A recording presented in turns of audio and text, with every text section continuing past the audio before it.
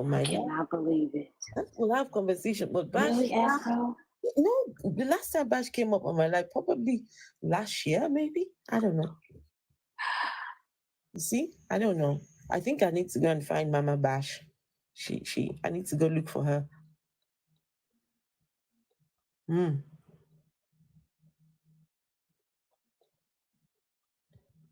Okay, I'm about ready, y'all.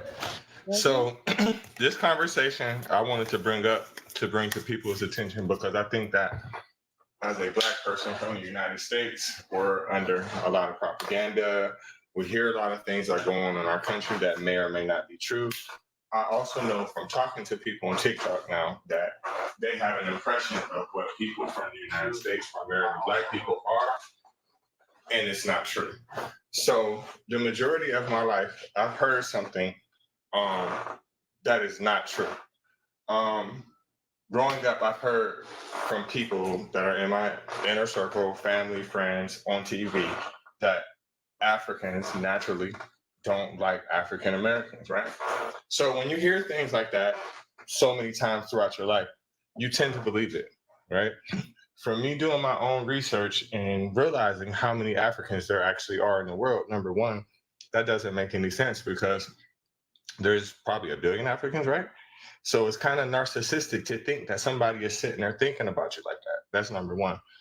Um, are there Africans that may not like African Americans? Sure. Are there African Americans that may not like Africans? Sure.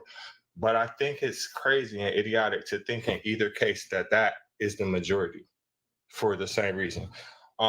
Most people I've heard say out of their mouth from the Black African American community that said that Africans don't like African Americans. I would say every last one of them has never been to Africa. That's number one. And I also would say that they've met very few Africans. I don't live in a big metropolitan area like New York, Atlanta, DC, where there's a lot of Africans that live, right? So me hearing this is from people that really don't know them all like that. And also, again, you can't speak for just a couple bad seeds. And I think that Africans have their own struggles, right? And I know for a fact that African Americans, we have our own struggles. So to keep this narrative going is stupid. I don't think that either side needs any more enemies. So I think that this conversation definitely needs to take place.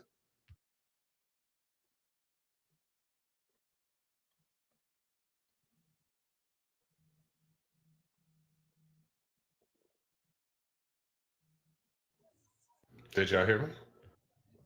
Yes, yes, Okay. yes, we did. I think maybe what we could do is maybe talk about some of the stereotypes that we have heard about Africans and African Americans, or what we have encountered. Because could there be an element of something there? Could it be a case of, oh, I met one African person and they did this? What do you Africans think? Are you all like that? Or a case of, Africans, we've come across some African Americans and it hasn't been it hasn't been the best sort of encounters, right? And just I don't know, we could go from there. I would share something, um, and this happened. We're having a live stream, and we, it was a full panel. This was a time when you could only have about 6 people instead of 9. Um, Sebastian was there, and some other people were there, and this person came up, and they said, we were all talking, and he said to Sebastian, um, I only want to talk to you because they've got an accent. Right. I only want to talk to you because we have got an accent. I don't know. He couldn't understand our accent. And Sebastian, of course, sounded very much like what he's familiar with, and that upsets me because I felt like, hang on a minute, how do we have an accent? Can you hear yourself? You've got an accent too. And I did not let it, I didn't let it slide.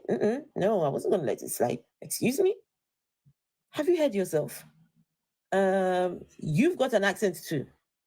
Um, but thankfully, Sebastian stepped in and, a couple of people stepped in to try and say to the gentleman, no, um, this is a conversation that is open to everybody. To pull one aside because they sound like it was the way and manner he did it. It just, so that's just one of the things that I've come across. But you know, I still had Sebastian, who is an American, still backing me up and saying, no, we shouldn't be doing this. Well, I don't know if this is a thing. Is it the accent? I've had other issues as well, right? Some people, um, there was one person that came in my stream and said, I wish I could understand the Africans when they speak. I just cannot seem to understand what they're saying. And I said, listen, if you need someone to repeat what they're saying, ask. If you need somebody to slow down and, try and explain or break it down what they're saying, maybe ask. I don't remember the details exactly how they said it, but, so I don't know. When we speak, is it that we feel like we're better than some other people because of how we speak? I don't know. It's just, I'm just trying to start the conversation. How about that? I understand what you're saying. And I think that any logical person would think that none of us, this is not our natural language, right? We're not English, right? Well, some of us may have been born in England. I know I wasn't. So for me to think again that I don't have an accent is crazy. But I'm not going to pretend like I don't understand what you're saying because, sometimes I speak to people and I don't fully understand what they're saying, but I have to understand that they're probably having that same struggle with me as well. I think that if a person just tries harder to understand and realize that they have an accent too, it shouldn't be that big of a deal. I'll give you an example. I'm not going to sit here and try to act like I don't do it sometimes too. Like the one guy, I couldn't pronounce his name, and I was calling him. What was I calling him? What was I calling him? Damn, something butthole or some shit like that. So I can see it. Yeah. At first, I was He was being doing funny. that intentionally. Yes, he was. And I mean, somebody, yeah, I was. to I was. I ain't gonna lie. I'm not gonna lie. I was. But now that you saying that, I can relate. Like, well, I probably shouldn't have did that because I know that they don't like it. But I wasn't saying it like to try to be racist because the way that I think in my mind, I'm not saying that everybody thinks like this. I don't think that I could be racist toward the African. And the reason why I think like that is because I don't look at you no different. I don't. Now, I'm not saying all Africans are the same thing because that's a contradiction. But what I'm saying is everybody on this panel that I could clearly see what they look like. When I see your face, I don't see no different. Like when I went to Jamaica, it was like, well, how was it? Because that's another situation where we're under propaganda. I just felt like I was around a bunch of black people. I don't see the difference. Now, maybe someone else can, see it, but I really don't see it. But I mean, that's just how it is, I guess. And This message. can I just say that this is a place for us to bear it all out. I think that we have got enough emotional intelligence about ourselves to be able to have this conversation. And, also, if you have come across any one of us saying something that you particularly didn't like, or you felt that we were a bit messy, or, you know, I'm always open to learning. I'm always open to being challenged. Um, and, it helps with your personal development. Um, Having these kind of conversations has been very helpful because it's opened up a world that would never have been available to myself. So I think this is one of those sort of streams where, bear it out, and we we can handle it. I think we've got enough thick skin about ourselves. So yeah. Yeah, I want to make this a little bit messy. Oh And when I no. say messy, not in that type of a way. It's just that I want to be real. I want to be real about this. There's a divide. There is a divide. It's obvious. There's a divide between Americans of African descent and Africans that reside in Africa. Obviously, there is a divide, and not unless you're willing to, like I said, educate yourself a little bit, then that's when we bridge that gap. Because, like, God bless Reggie said, sometimes everybody has an accent, and sometimes even I am struggling to hear some people speak to understand, and I also have to lean a little bit more and listen. But there's also another issue because there was a war that was going on a while back, and I had this. I'm saying for the people in the comment section, not for the people on the panel. I had a woman. There was a woman who was trending for saying that when our ancestors were being taken as slaves, why did the African ancestors not come for us? So obviously, there is a divide. It's just that we need to educate ourselves a little bit more, both sides, and then yeah, we can bridge that gap. That's what I wanted to say. Um, that's definitely a lack of education, and people just have their ideas and they don't do any research into things that have actually happened. So I was talking to someone from Haiti last night and letting her know that I have one, two, three. Um, I got two books right next to me. I'm looking for a third one, but I have two books right next to me of stories of um, the fight, of us fighting back and rebelling. And then, like historically, those accounts are there as well. So, King Afonso um, has letters that are written and have been preserved, saying like, "Hey, the traders are taking even like the noble children. If you keep going, there's not going to be anybody left." They were begging these people to stop. There were revolts. I think some for those of us that saw like the Woman King, the Dahomey, like there were pushbacks. And so anybody espousing that idea is just a person that is showing their ignorance and their bias, right? And I understand being a person who was born and raised in the States. I understand the level of bias because of the imagery that we were grown up being shown, that we grew up being shown of Africa and how people were depicted on the continent, and it was never positive. and it was always disparaging. Like, these people are in dire need and they're suffering and they don't have clean water and nor housing. And that was all the imagery that we saw when I grew up and I started seeing. And I was like, what the hell? This isn't anything like what I've been told.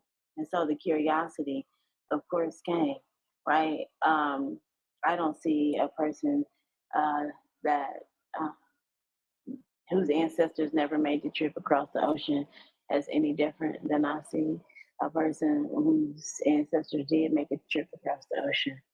Um, and ultimately, we're just people, and we still all face the same subjugation from the oppressor class. Can I okay, I'm going to mention a struggle that I do have. And I'm hoping that someone, not someone, but I'm hoping that we can have this particular conversation, right? Um, I've had people say to me, "Your people sold us into slavery," and that always stops me in my tracks because I, what am I supposed to say to that? How do I respond? I feel like, okay, on the one hand, I want to say, I didn't sell you into slavery. It wasn't me, right? I didn't do that. But on the other hand, I want to say, I'm sorry for what happened to you. But I mean, I don't know. It's one of these, and usually when that's said to me, it's never from a place of it's always they're trying to antagonize, and they're trying to get one up on me. And it's usually when I'm having all these kind of conversations about Jesus and all this and that. There's a certain group of people that usually do this, that I find. But how do we make it better? How do I make it better for you? How do we um on the subject of selling people into slavery? There is there's a lot of information that we are not privy to. There's a lot of misinformation. There's a lot of propaganda. There's a lot of things that has been put out there, may and may not be true, right? But whose voice have we been hearing the most, right? Whose voice has been silenced? And so um, I feel the struggle. I feel the pain that my African American brothers and sisters go through. And for me, I've decided that I will help and not add to that struggle. Now, of course, I can't help everybody that I do come across. Some would be, nasty people, which is fine. But for anyone who is prepared to work with me, I'm prepared to work with you, right? Make that better for you some way, somehow, because I can imagine being in America, right? Um, and feeling like this wasn't my home to begin with. Yes, I was born here. I'm a descendant. I mean, I can't relate being a descendant of descendant of slaves, and how you have to um, try and fit into that system. You were born into a system that is working against you every single day. And so the last thing any of us should be doing is trying to make it worse for any of you. But at the same time, I feel like us who were left behind, that weren't taken away, we weren't much better off because we were colonized. We had and still have our struggles till this present day. So, yes, I'm just putting it out there. It's my struggle. when people say to me, "Oh, but you sold us into slavery." I'm I usually got confused. I don't know what to say. Afro, I gotta tell you something. Hold on, Rich. Afro, when you said something about the chair being noisy, that's not possible because I'm not even in there. Sorry, say that again. When you said that about the chair being too noisy, that's not possible because I'm not in there. My computer's closed, so I don't know what that noise is. Oh, okay. No, it's no longer noisy now. Wait, I saw It Ruby's started off hand being up. noisy. Hello. Sorry. Is it me? It's not me, is it? The noise? No, it's not. Okay. I just wanted, to what Afro was saying there. I always, when that schism does pop up here in America a lot. Well, you guys sold us into slavery. And first, I think part of the thing that we have to realize is that Africa is not this homogeneous little place. It's the second largest continent in the world, with hundreds of people, hundreds of nations. So when you say Africans sold us into slavery, we have to change that narrative. There's a lot of reasons things happen. We don't know the stories that were told or anything. So I don't even go there in that conversation. Africa was victimized.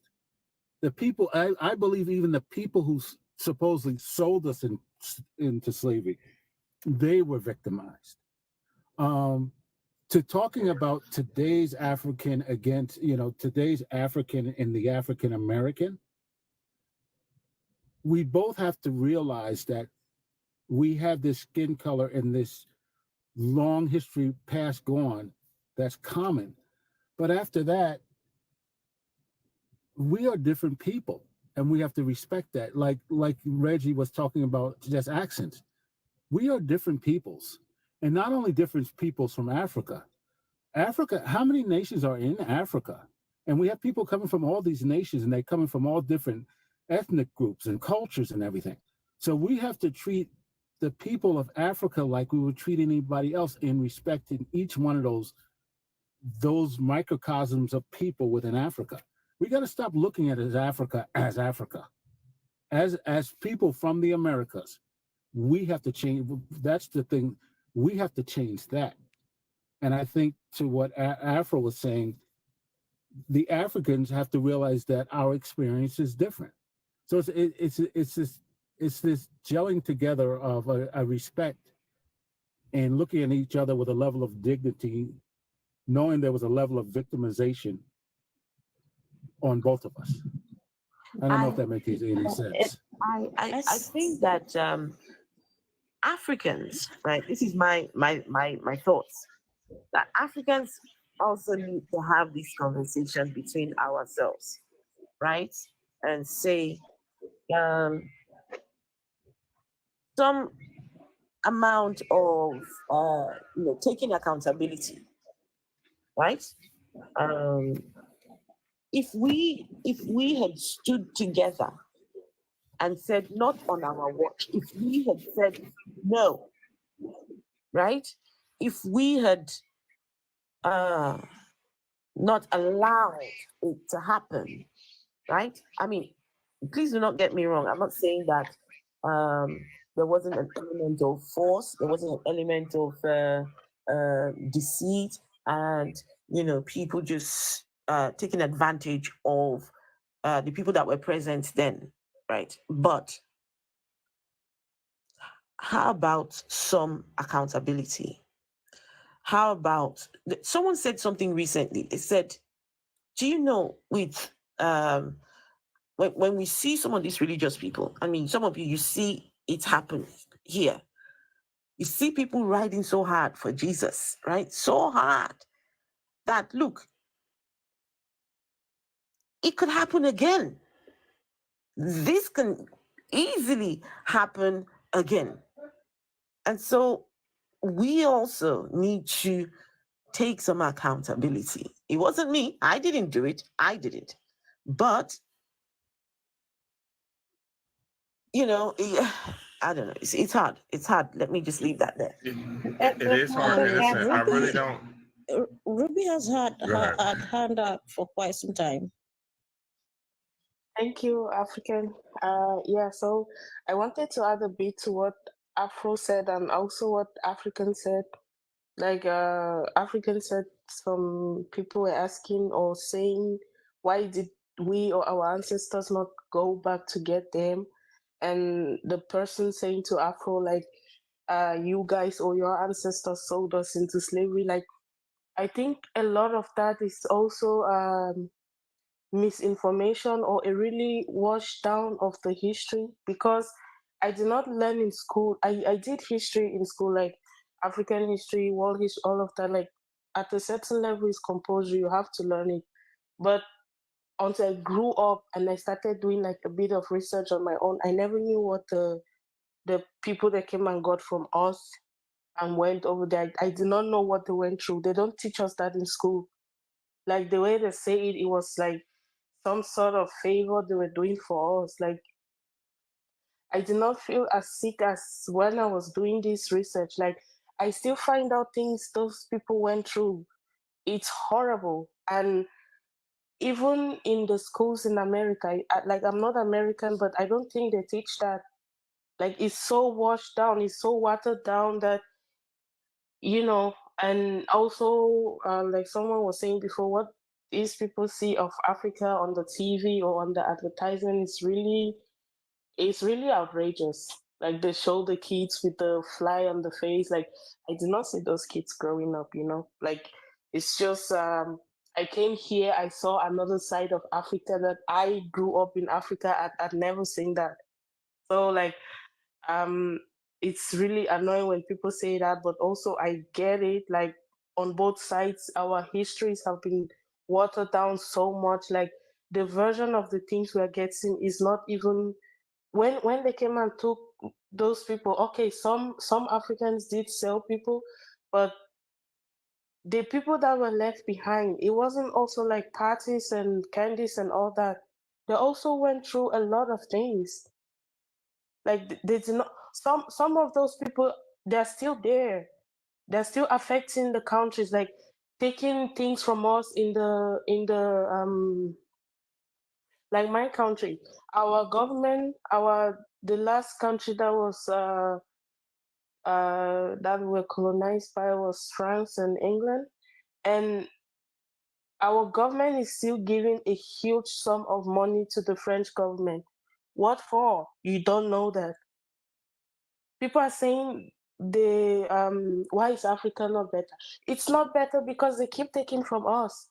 They came and took our people, took the lands, all this. They are still taking. Like it's a thing that is still going on. Like it never stopped. That's one thing people fail to understand. It never stopped. It never stopped. It's still going on right now. They will say, okay, they are doing trading and so, but you see the amount of money they give to the African countries or the governments, and as compared to say if they were buying from Asia or another continent, is really outrageous. It's really outrageous. Like those people came and they honestly never left. And that's something we should be talking about too when we are blaming the ancestors for not fighting for us or selling us into slavery and all of that. Like, yeah, I give space for someone else to speak to. Thank you. To respond to a couple different things. I see some people in the comments saying what Ruby is saying is not true. What she is saying is true. All the French-speaking West African countries are going through that. France is using and abusing them the same exact way that they're doing to Haiti.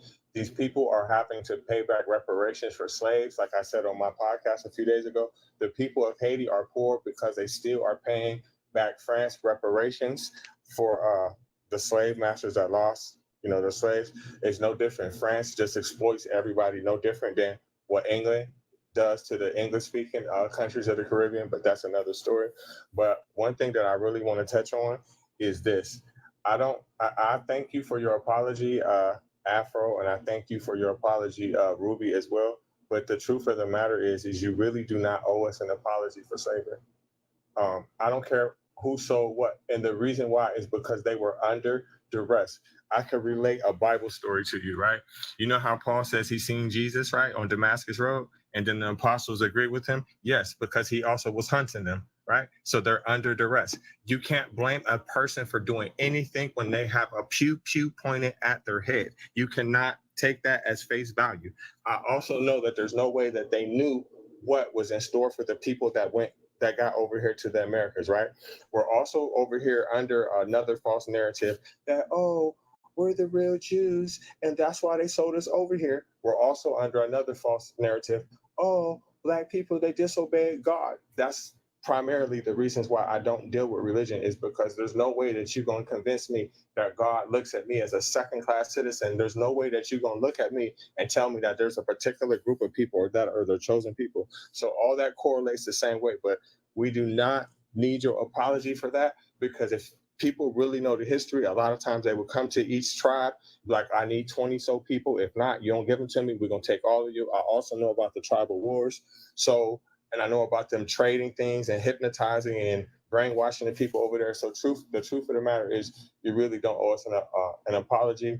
And that is just propaganda. So people can deflect the fact of what slavery caused, the problems that it caused. And they're also, what they're trying to do is they're trying to never give us our reparations for what they owe us, for what they did to us. And they're trying to blame it on the people that they got us from.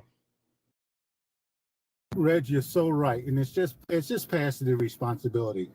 That's how is people 3,000 miles away who have never seen something like you said? Well, we need 20 people. What does that mean to the people of Africa and the threats? I have never, that's why I totally agree. There's no apology to be made. We were all victims. Now what we can do is go ahead. I'm sorry. No, I just first wanted to thank you, Afro Atheist, for providing a platform to have this conversation. I think that it's much needed, and I hate that happened to you. I can see it in both ways because I had some of those feelings in the past myself, just being someone who longed for an embrace from a culture that I was ripped away from. But then when I learned that there were things that were exploited from both sides, and the main strategy is a divide and conquer system, and everything that I learned about the continent was presented to me from those who are orchestrating that. And so it became a different sense to me.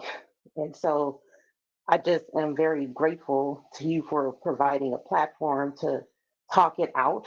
And when you're encountering people like that, I think just looking at it from knowing that people are misinformed and then knowing that people are hurt and then assessing for yourself how much you want to deal with that.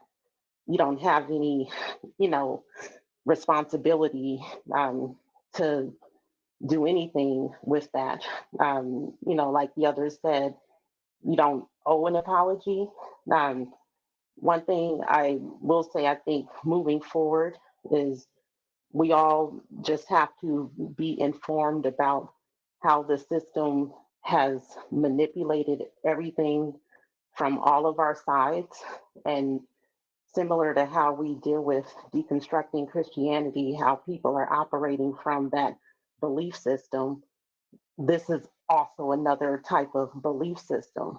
So, how do you deal with people who believe things that aren't true? You have to kind of, in some way, reach them where they are, but then also manage your own expectations and decide whether or not you want to deal with them. And I appreciate you for having this platform. One thing I just wanted to say is it gave me the courage just sitting in this right now, just today, because you brought this up. I'm going to take something to a friend of mine who I work with who said something to me that I didn't, that kind of hurt me. And I didn't want to say it because I'm not a confrontational person. But this gave me the courage to have that conversation, not in a confrontational way, because we have a decent enough relationship. But thank you for providing this, because I'm literally going to have a conversation with him on Monday because of something. And I think that kind of thing just allows a place of healing and moving forward, just having these kinds of conversations in a respectful way. Kwan, I see that you've got your hand up. I would invite you to speak next, but just wanted to say something, and I'm hoping that someone will say something about this. Now, I've been hearing a lot about. Hoping that someone will say something.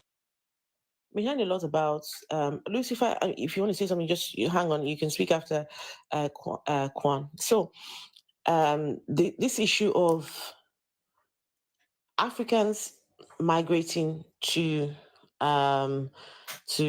America and the problems that it has, it poses for the African Americans. On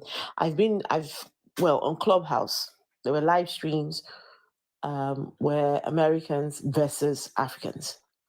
Y'all are coming over here and taking our resources, and no, they should be stopped from coming here.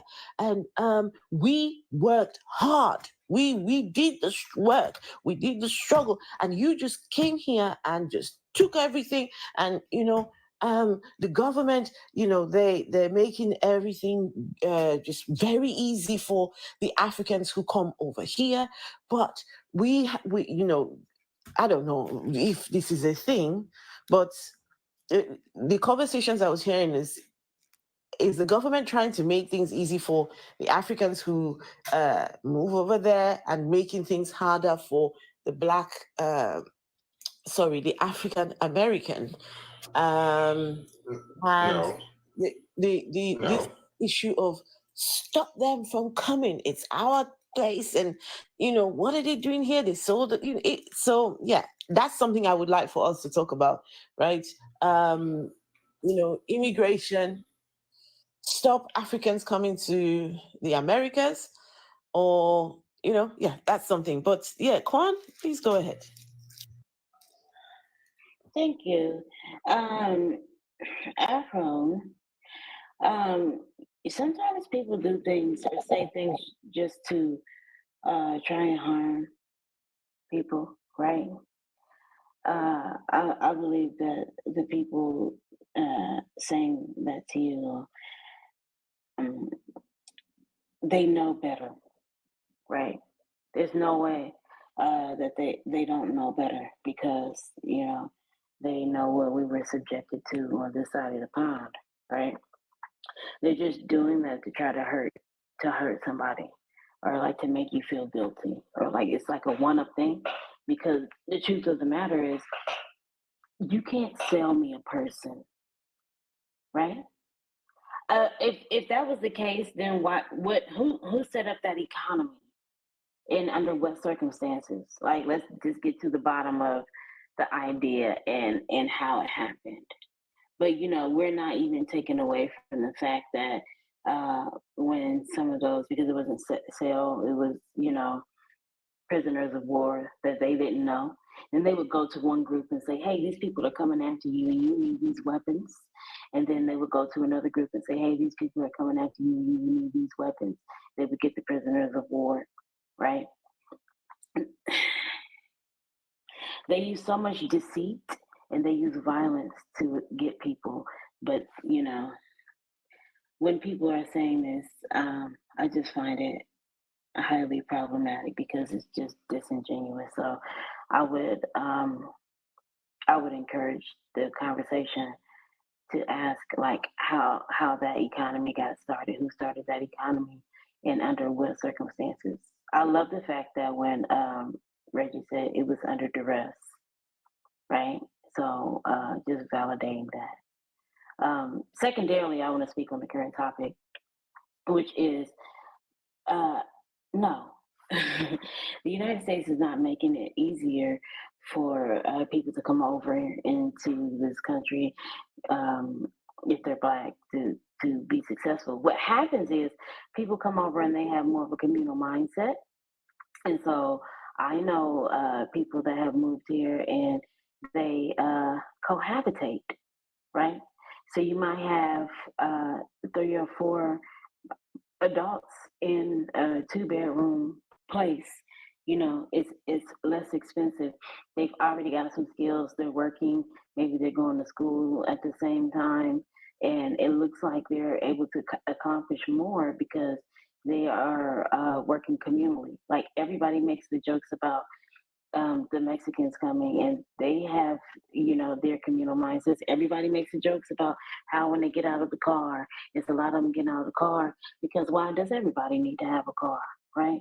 So we have been tainted with the or inundated with the Americanistic individualism, right, and hyper independence as a trauma response from, you know, societal abuse and neglect that kind of keeps us, you know, behind. So I can't trust or depend on anybody to do it for me. So I have to do it for myself, right?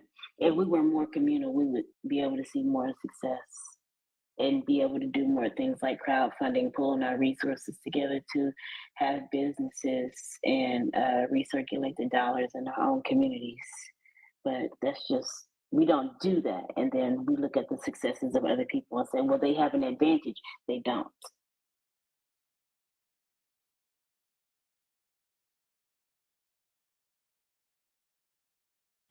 I agree Thank you. 100%.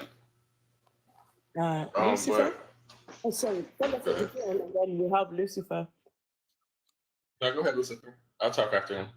I mean, my stance on it is something that you said, Afro. It's about accountability. And I just don't necessarily have that much. I don't have any belief that most people will take accountability for their actions. That's just, you know, that's just my stance on, you know, the whole topic that I've been back and forth listening to because my wife is actually sick and I've been tending to her needs right now, but I wanted to be a part of the panel as much as I can. Right now, my mindset is somewhere else. So I'm going to drop down. Afro, I appreciate it. I have to attend to my wife right now. But I just think accountability should be a major factor in what has happened or what is going to happen or what should happen. I don't point fingers at another person for something that I may have been responsible for, but that's just me. But I appreciate being added to the panel. I'm going to drop down so someone else can be a part of it right now. I'm in a different mental space right now. I appreciate it. Thank you, Lucifer. Please go and look after your missus. Absolutely. I'm going to do something here. I'm going to throw my own people under the bus. Yes, I'm going to do it. There is a stereotype, and I want to talk on it. Nigerians, we don't like Nigerians. Nigerians are scammers, right? Is there an element of truth to that? The simple answer is yes. Yes. Absolutely. Yes. There is an element of truth. That stereotype, it didn't come from nowhere. There is, but it's one of these that you have to understand how, the why, and you know what's brought this on. And so when you go, you know, digging deep, you know, why do these people choose to scam? Why do these people choose to take from people across the pond? You know, for some of them, they say, well, they took our resources anyway. They're busy taking our resources. So yes, this is our way of getting our resources back, getting the things, it's my way of, paying them back for what they did to us. That's one. Number two is the get rich quick culture that has been, that has been propagated. Is this idea or that you can go from zero to millionaire overnight. It only takes the right MAGA. It only takes the right Mugu to send you those dollars. And that's it. Right? So, yes, some of the stereotypes that you do have, very valid. It is very, very valid. And this is me calling out my own people. I'm half Nigerian, so I think I can say a little bit about that. And we also need to have that conversation. This scamming thing, it cuts really deep when you consider that the people that are being scammed are just individuals. That I don't know. It's one of those kind of conversations that there's a lot of blame on the person who got involved. Why didn't you know that Nigeria? Why did you do this? But we don't know what the person was thinking.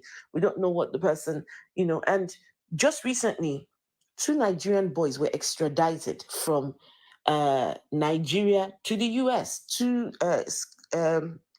boys. They had pretended to be a girl and befriended this young American boy. I don't know the full details of the story, but eventually they got him to send pictures, because he was thinking he was chatting with a Nigerian. Well, he thought he was talking to a girl, but I don't know if she was Nigerian or she was whitey or what. I don't know. But eventually they made him, they started blackmailing him. They said blackmail, and they said if you don't send money by tonight or something like that, we would. And he said to them, I can't do this. I'm going to unalive myself. And they said, do it. Right? Said to him, you do it. And he went ahead and unalived himself. And so, yeah, those 2 boys, I think they're now in the US serving a sentence there. I don't know the full details, but there is truth to some of these stereotypes. And as Lucifer said, it's about accountability as well. We ought to take accountability for the negative stereotypes, and how are we doing? How are we making things? Are we helping? Are we also part of the stereotype? Anyway, let me keep my mouth mute for a second. I think talking about it honestly, and I appreciate you for bringing that up, but I think it's like with a lot of other things, it's like when someone, because of how we've been treated globally, or anything that happens to a person in the diaspora or Africa, it's like attached to the whole group. And so we don't want to admit when something is happening, and then that allows for it to keep happening because we don't even want to talk about it because we don't want it to reflect bad on us as a culture. So it's like we have to find a way to break through that. And it's hard because we're in societies that perpetuate that we're all the same, that we're all this group, that one of us who does something bad means we all do something bad. And we're constantly trying to disprove that by being the really good one and then ignoring when there's a really bad one. So just talking about it honestly and, like holding those people accountable when they do bad things, because it doesn't, it causes us more harm by just ignoring it. And we have to get through that idea that we have to be quiet about it because we don't want it to embarrass the whole community, because that whole system still allows it to embarrass the community and also create more harm to the community. So if, it's like they're doing that, then, hold them accountable.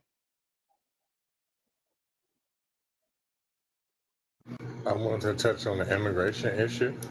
So it doesn't matter who comes here. Listen, there's so many people that try to come to this country. And why should we, as Black people, Black Americans, care who comes? So the people who are setting the rules on immigration, they got this country illegally. You came over here and you caused all this genocide and unalived hundreds of millions of people. So I don't really see why the average Black person would care who comes here, and especially if you're considering, if we're talking about Africans, next generation Africans are African Americans, however you look at it. So in my opinion, the more the merrier. But the job situation, so if you come here illegally, more than likely you can't work at the same places that a person who is born here works at. So that's a misconception. They put a lot of propaganda, again, that's like my favorite word, on channels like Fox News, and people believe it. Just like right now, we've proven that the story about in Springfield, Ohio is not true. There's people that you cannot tell them with a straight face, even some Black people in America, that story is not true. Just like we did a stream, Afro, last week, the preacher got up there and opened his mouth on God and said that the story is true, even after the person who originated the story told you it was a damn lie. So people believe anything that another person says. Like, I wasn't really into the internet for a while and social media and all that. And I used to hear words like influencer. Now I really understand, because if you just put yourself in front of a camera and just put it on the internet, there's going to be somebody that's going to be stupid enough to believe it. No different than what the news says about people taking our jobs. And again, compared to most countries in the world, if you look at the United States, it's relatively empty. I know there's people watching I can pinpoint to. So unkindness, you live somewhere out west. Tell these people how empty your state is. Quan, you work over the road. Tell these people how much open space that you see throughout this country. There's nobody here. Once you go out west past, I'll say even Illinois, Iowa, there's nobody out there. So why would a person care who comes here? Especially basing it off the person who makes the rules. It's crazy. You have new people on the panel. They want to contribute. Sus, if Sus, Hello. Sus. Hello. Before you say, just give me a second. We've got also people on YouTube. Hey, Get Walk, Deep State Annex, Rastaman, Kyla C, Durad, Robert X. Okay, so Get Walk says there is a spectrum of attitudes in the US among Black folk for a variety of reasons. I call myself Black. I'm not African. I'm American, and I never will. So there's some people who are African American who hate all things African, don't want to be called African, don't want to be identified with Africa. In fact, some even go as far as to say that they were. Now, I don't know how true this is. Wait, someone has some background noise. I don't know whose noise that is. Okay, so I just muted you, but you can speak after I'm done. So some say that they are the original Indians. What do you call those? Native Americans, The Native indigenous. Americans. I'm sorry if I get it wrong, but they were the original Native Americans, and they were there before the British came. They were there before every other person came. And some even go as far as to say we've got proof. We've got proof that we were here before. Right? I've seen there was one conversation I was listening to, and this girl came up and she said, no, she is not African. She's a Black anything, but she said no, she's not African. She's native Indian. Right. So Oh, that's just a pretendian. That's all that is. you said pretendian.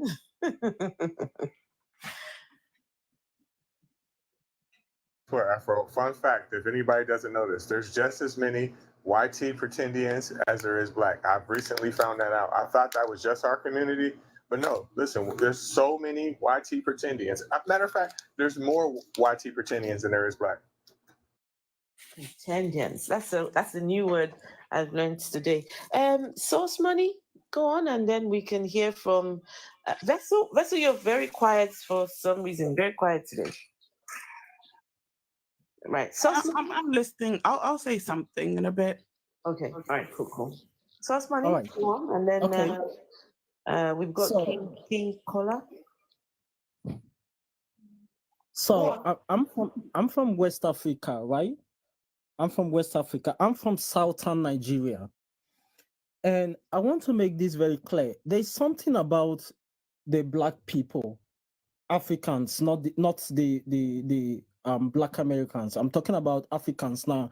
And I'm going to narrow it down to West Africans because this is where the white people came in to the Atlantic, right? So it's been years and years, and the black people, the West African, we haven't learned anything. We are not ready to change anything, and we still continue in that direction. Someone said in the comment section, they oppress us. These people, they're oppressing us, and they keep oppressing us. Yes, they're oppressing us. But what do you do, or what are you doing? Because if you don't let a person come to you to oppress you, then even though they want to do that, even though they keep doing that, at some point it will stop. But this is not stopping because we are letting them come to us. We're letting them do this to us. And we've not learned anything. And apart from that, I come from the oil producing region in Nigeria, the Niger Delta, right, where we have most of the oil block. I'm talking about the crude oil now. We have the federal government of Nigeria signed a contract with the Shell Petroleum from the Netherlands, right? So they are the major how do I put it? The operator of the Nigerian companies, like the NNPC. They are the major holder and the operator of the company. So they have the major shares, right? So from every barrel of crude oil that they get from the region or they get from Nigeria, they take almost the higher percentage of this crude, right? And then let's assume that they get like a 70% or 80%, and the Nigerian government gets only 20, right? What do we do with the 20 that we get? We don't do anything with the 20. We do not develop the place. We do not build facilities. Nothing, just nothing. So we take this money, put in our pockets. We care about only our families and all of that. Susmane, I'm sorry. We want to focus on the relationship between the Americans of African descent and Africans. Yes, so that is the topic for I'm- today. If you want to touch it, that Of course, appreciate it. I'm coming to that. Let me slow you down quickly. So now the point I'm trying to make is that if you go through the German immigration system, right? They have a particular place where they mention that you can claim German citizenship if you can if you can state that you have or you had a German ancestry, right? You had German ancestry. If you can claim that, then you can get German citizenship, right? Now, what I'm saying is the Black Americans, when they left Africa, now you find that the land that we own today in Africa, in West Africa, the land that we work on today, were once owned by these people, by their great grandfathers, right? Now, these people left. You don't care about them. You don't relate with them. You don't do anything. Sorry, so funny. I have to say something. I'm so Okay. sorry. They didn't leave. They were taken away. Good. They were taken away. Now, you don't give them like an opportunity to come back home. Because from what I feel is that the West African government, the countries in West Africa, should not be demanding visas from Black Americans to visit the continent. That's not right. You give them a chance because, as I said, their parents, their grandfathers, their great-grandparents, they own this land even before we came. And we don't give them the chance. Susmani, I gotta correct you a little bit. post a I gotta question correct you a little before bit. Reggie? Just a minute. I'm sorry. Susmani, I would like to ask the question where that say that do they want to come back? That is the question that I would put out. They want, because if you look at our immigration policy, it's so easy for anyone especially who holds an American passport to just walk in. The question is, do they want to come back? But Reggie, you wanted to correct something, but okay. Yes, Sauce Money. I gotta correct you, and this is the reason why. There are countries in Africa that will let us come without a visa. It's Ghana, Kenya, I know for sure, and there's other ones too. They give us automatic citizenship as well too. They're inviting us back. So African atheist question is very valid. It basically depends on is if we want to come back.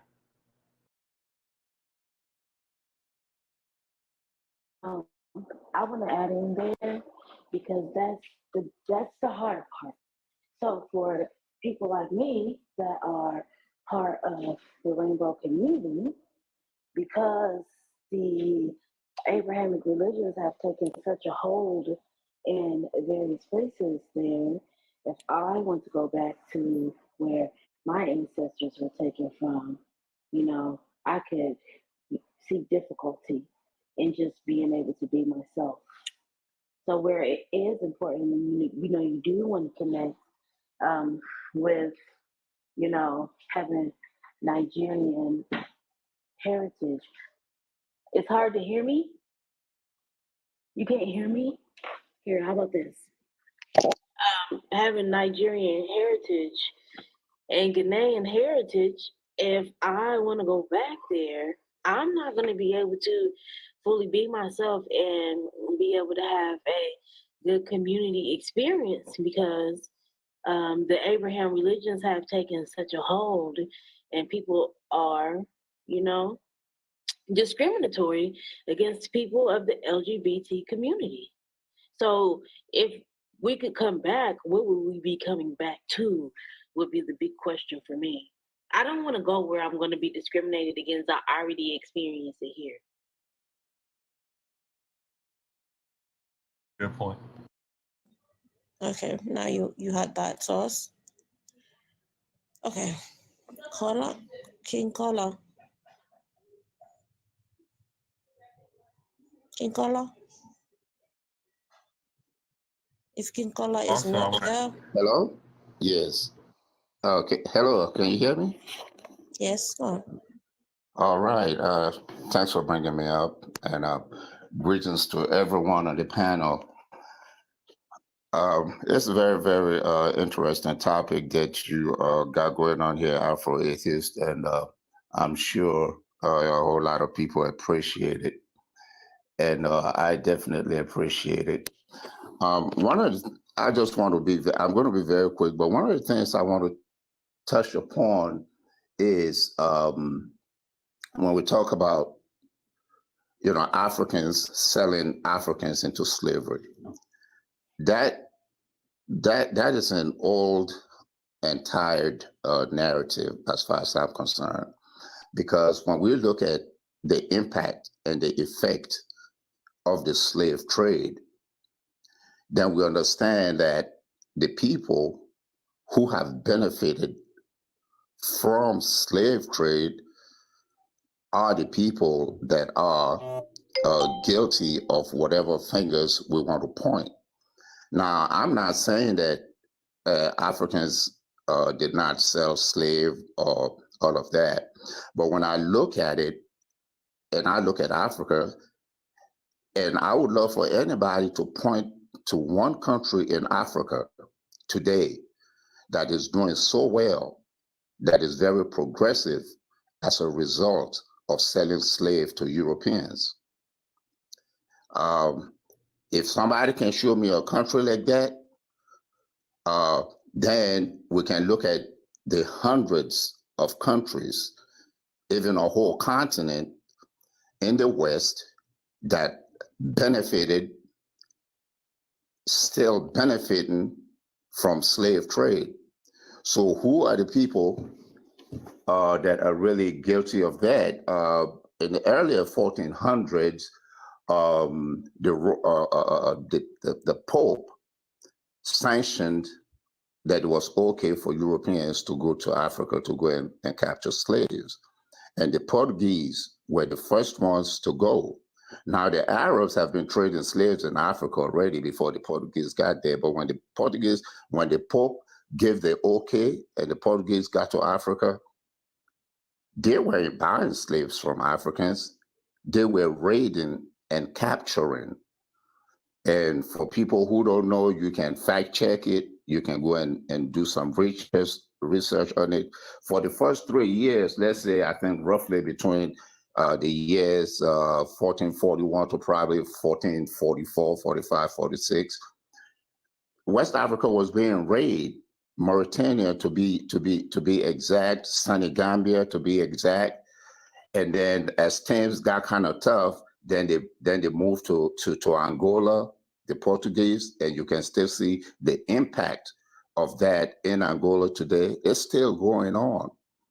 So when we talk about the slave trade and the people who are really guilty of the slave trade, Africans really need to stop pointing to Africans, because that narrative did not originate from Africa. Now, don't get me wrong. King Kola, sorry, Yes. sorry to interrupt. Very quick question for you, right? Did we sell our own people into slavery? Absolutely. Reason why I'm asking this question, right? I've watched a documentary on it's the Slave Museum in Lagos. I think it's in Badagry. Anyway, there was a documentary that was done. It's still on YouTube, and the people who run that slave museum, right? They're showing you around. You see the gentleman, and the gentleman he said, "Yes, we sold our own people. We did it, and this is what we bought with this was what we bought in exchange. Umbrella. It was for me. It was just it was heartbreaking. Umbrellas, China dishes, Chinaware, gin, bottles of gin, right? 40 slaves for one bottle of gin, right? And he's showing this thing, and he stood there and said, "Yes, we did it." So I know that. So what's your question for me, though? What's your question for me? My question to you is, did we sell our people into slavery? Absolutely. We absolutely did. But that's not the point I'm trying to dispute or argue. What I'm saying is this. It was just a question. No, I'm not trying to no, it was just a question. Please don't take anything for that question. No. I'm not offended at all. I mean, there's no offense taken. Okay. I'm just trying to kind of explain to you that the point I'm trying to make and what my interest is really the relationship between Africans and African Americans. You know, I actually say African and Africans because I don't really make a whole lot of distinction as far as that. What I'm trying to say is that when either Africans or Africans in America are saying that, well, Africans sold Africans into slavery. Yeah, but what percentage are we talking about? Okay, before the Europeans came, there is tribalism in Africa. Yeah. And tribalism is the cancer that is killing Africa even today. And that didn't start just yesterday. That started even before the Europeans came. Now, when the Europeans came and they was raiding and capturing, after a while, they couldn't stay on the coast anymore, and they had to go inland. And the further they went inland, the more difficult it became for them. And then they started looking for Africans who had other Africans to sell. Now, because of tribalism, Africans had already captured Africans because of tribal wars. So the people, the Africans that are selling Africans to Europeans, they're not selling Africans like, okay, you know, we're selling Africans so that we can make money. The ignorance came from the fact that, you know, they thought this other tribe of people are different from them. If you go to any part of Africa today, tribalism is still a major problem. Now, what I'm saying is this: if my family and your family go to war today, and your family wins the battle, you are going to capture people from me. Next month, if we go to war and my family wins the battle, I'm going to capture people from you. So when we start pointing fingers as to, okay, who sold who into slave, it's either everybody is guilty or nobody is guilty, okay? Because it's not like we had this one major tribe that was selling slaves to Europeans. What was going on was like everybody did it. When they go to war, and whoever wins the battle, that's the person who is getting slaves that day. And I'm going to sell those slaves, regardless of what my tribe is. And when you go to war with another tribe and you win that battle, you selling those slaves. So we don't have a particular tribe that sold slaves. Everybody did it. But look, how about the Arabs? We never really talk too much about them. The Asians. Korea has the longest slavery, institutional slavery on earth. You never hear anything about that. That's getting off Excuse me. topic. I want to ask, but I want to ask a question to King Kola.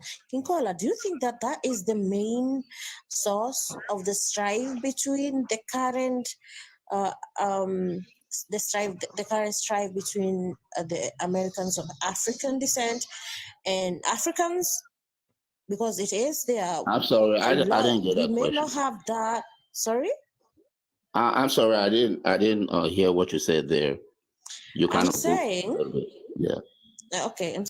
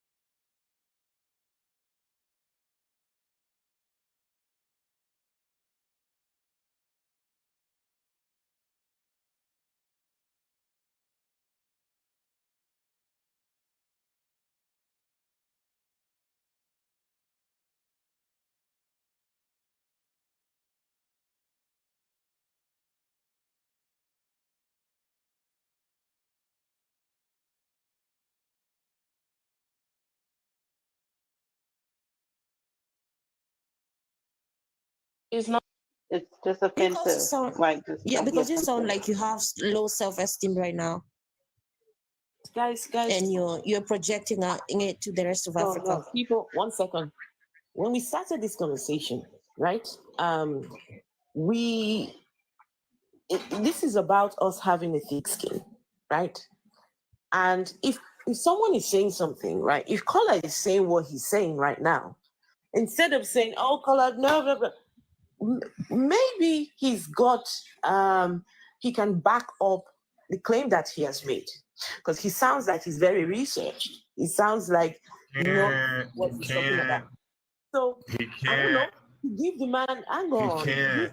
give the man a chance to back up that claim that he just made. And I don't think, from my own perspective, I don't think he was saying all Africans, we're all just there at the bottom somewhere. There has to be, I don't know. I would like for him to substantiate his claim. How about that? Afro.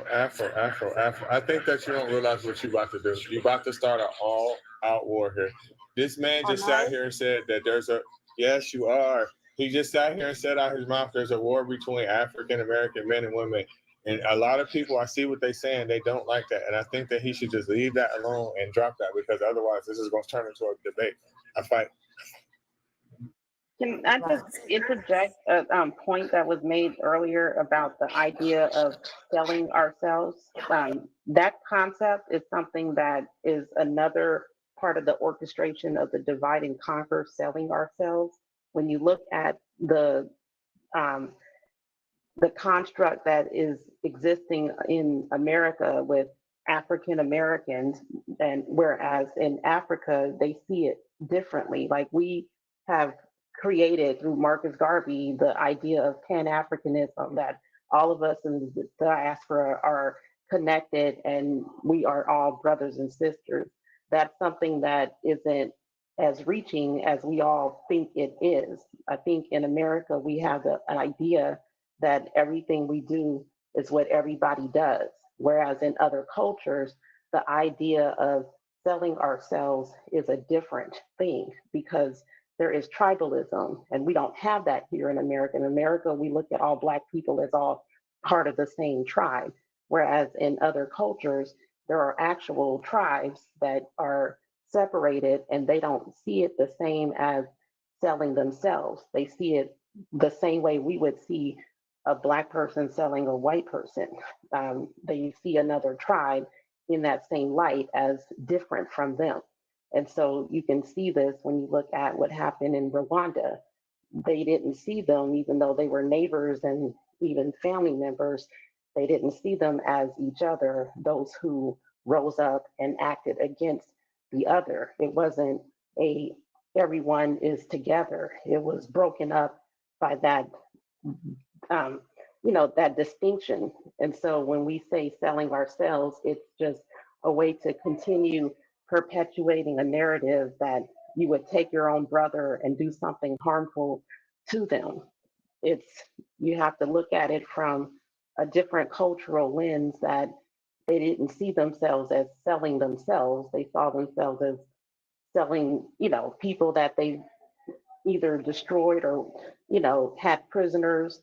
And then also in that culture, the idea of them being slaves, it was a different system than what is existent in the transatlantic slave trade and how we were treated. And so while you may think, okay, we're going to sell these prisoners of war, you're envisioning a different system of slavery that is similar to what you have. Not saying that that's better, or not saying that that's great, but it's a different system where maybe you're not thinking that for all of millennia, all of that person's downline is going to continue into that system of slavery. Maybe in your system of slavery that you have, there's a way to get out of it.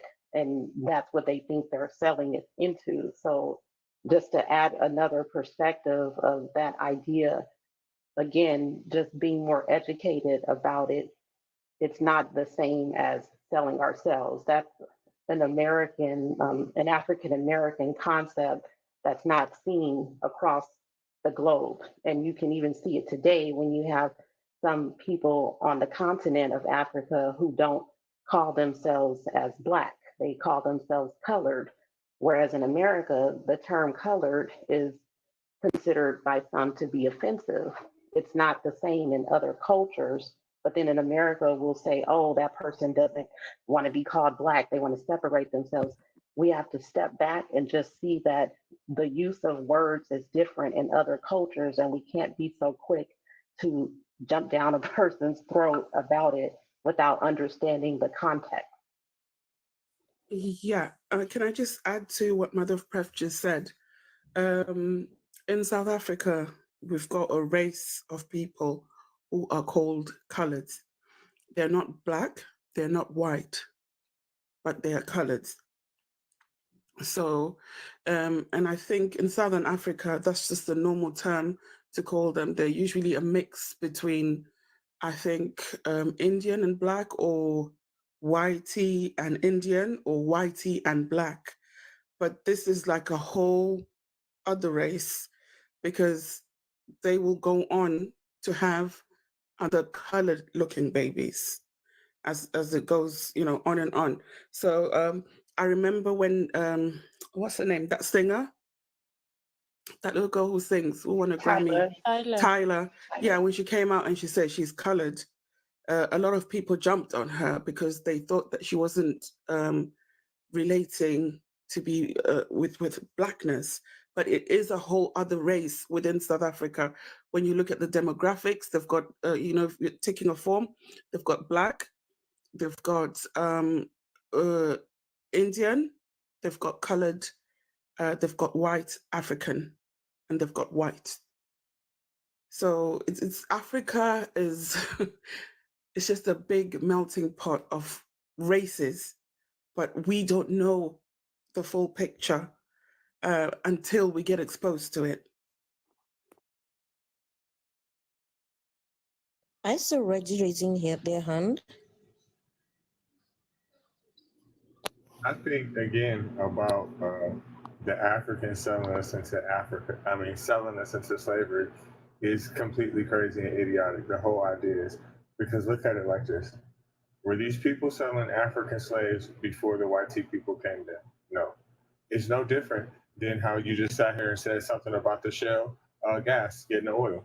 Now, I can assure you that if they set up those oil companies there in Nigeria, there's going to be plenty of Nigerians working there. Is that a Nigerian company? Nope. So that doesn't really make any sense. That's no different than saying, just like here, right? In this slavery here in the United States, a lot of times on the plantation, there was a lot of people that were what we consider Black now that had power positions, probably even had pew pews in their hands, right? To keep the other slaves in line. So are we looking at them as the people that are running this plantation? Is it their plantation? No, it's Massa's plantation. So again, these is the whole slave trade was a whitey concept that again was created by them and that was sanctioned by the Pope. So I'm not never going to take an apology from an African person talking about, oh, I'm sorry we sold you into slavery, because you didn't. Because at the end of the day, you were under duress at best. So no. I gotta come back and back Reggie up again before it circles back around. I've had this picture up for whenever I put this picture up, King, I probably have an echo because I don't have my earbuds in. So can you mute so I don't echo back? Oh, okay. Thank you. So yeah. The idea concept, I'm riding with Reggie on this one, that Africans sold each other. That's not how it worked, right? There was no market where Africans were saying or shopping other Africans out to other groups of people saying, hey, do you want to buy people to enslave? It started with the Arabs coming first. The Muslims, they came first and they were doing it. And this is how it happened in Ghana specifically. The Portuguese went and they saw that they had enslaved Africans there. The Arabs had them. So they got a couple and went back, right? When they went back, they found that, hey, this is a good thing. It's fruitful. Everybody's doing it. Let's go see if we can get this sanction. Now, in what, 1450, I think it was 53. No. 1435. I'm transposing the numbers in my head. Pope Eugene had made a papal bull saying that Christians should not be enslaved because the Arabs were enslaving the Christians. It was already going on, right? Okay.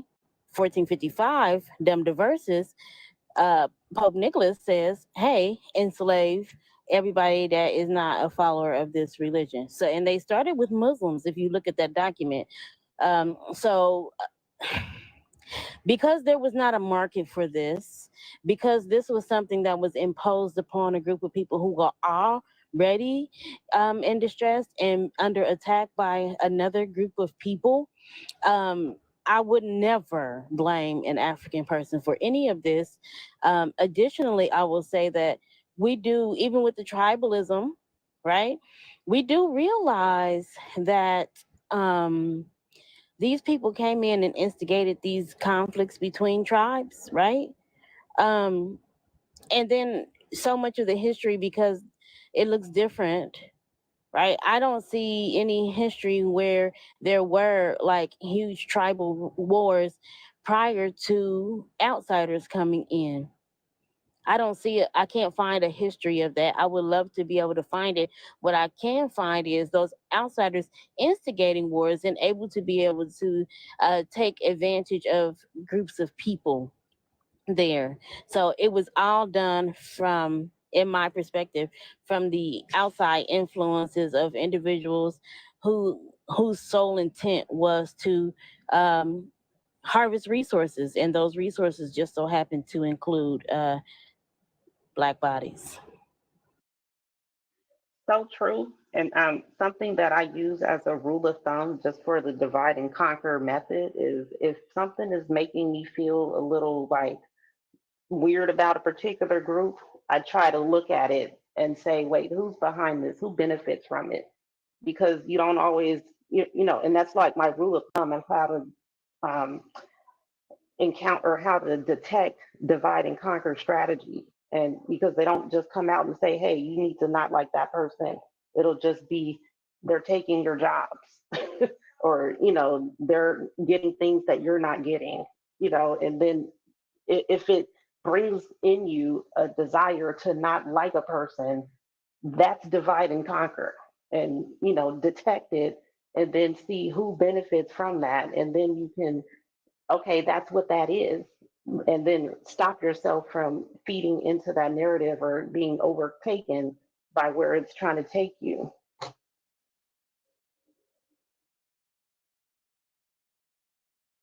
Now, I just refuse to accept any negative rhetoric about the history of my people. There's just too much negativity out there about us, and I don't believe that we sold each other. I don't want to believe that, and I do not believe it. It's just something else that was created to cause us to be suspicious of each other, to hate each other, to just not be able to come together. Now, when I was growing up, I never heard anything negative about African American people. Instead, we grew up idolizing African American people. We wanted to be like them. I remember I went through a phase where I dressed like Da Brat. I rapped to her music, you know. And in school, we had a group of girls that were we had SWV and we had TLC as well.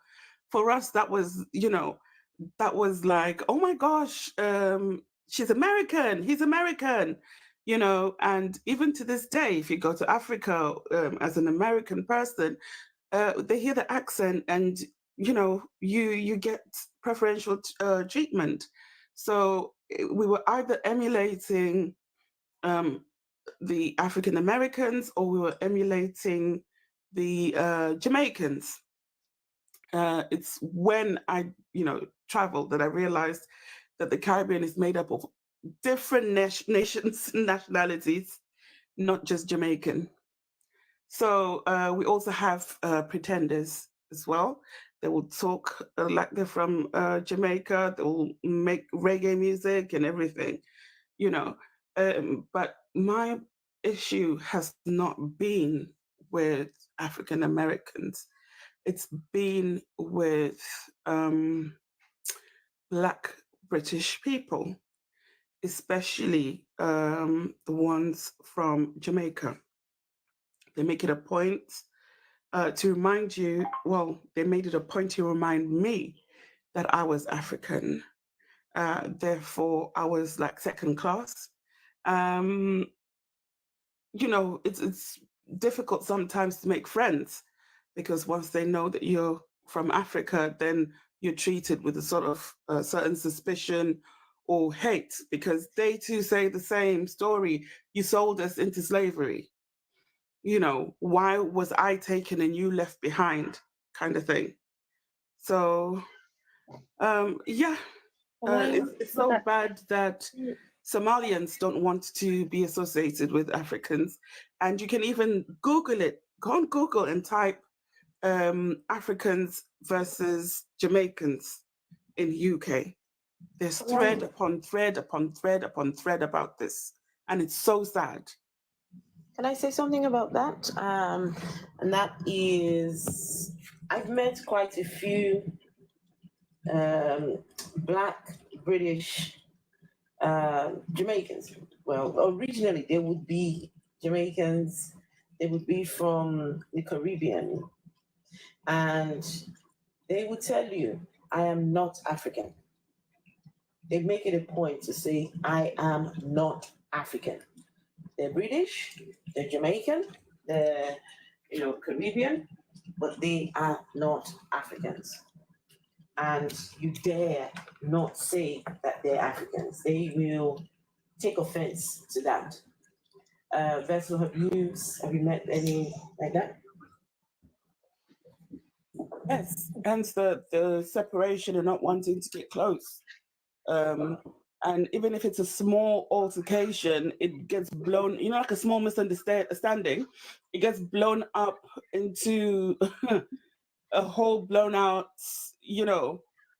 argument. And it becomes really loud because they want to talk over you. They want to be really loud and draw attention to what's happening.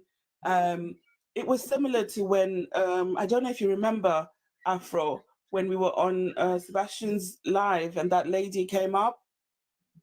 And then I went on her live to, just to try and understand where she was coming from.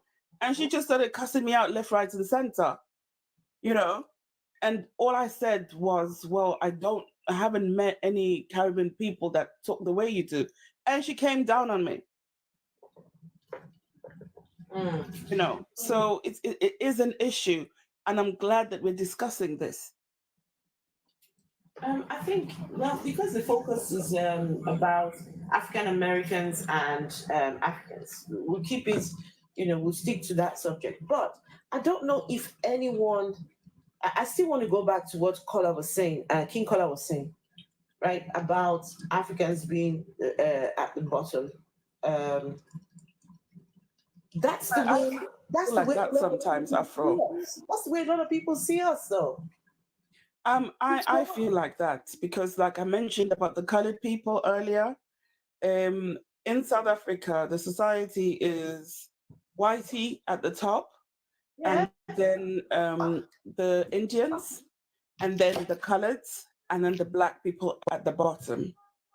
Exactly. So we get it. We Black people get it from all those other races. However, if we were in America, we would all be called Black. But all of y'all. Unfortunately, it's not the case. And I don't know why. I don't think when King Kola was speaking, he was trying to be derogatory there, right? I think that he was trying to say that's the perception that a lot of people have when they think African, right? When they think about the African, you know, and we can't say Thank you. that. That's exactly what I was trying to say, but you know, she really wasn't listening, and I didn't finish my point. But I'm going to stay on mute until you let me up. No, go on and speak. You know. Oh, okay. Thank you. If you notice, as soon as I said something, the first thing that young lady said was that don't speak for us, just speak for your country. This is what I'm talking about. There's a divide among Africans on all levels. Now, how do you know that I'm not from your country? If your country is in Africa, then I am from your country. So this is the divide that I'm talking about, and it's not just Black people in Africa. This is Black people all over the world. We cannot unite. We cannot come together and talk about anything and be honest, okay, and be truthful with each other.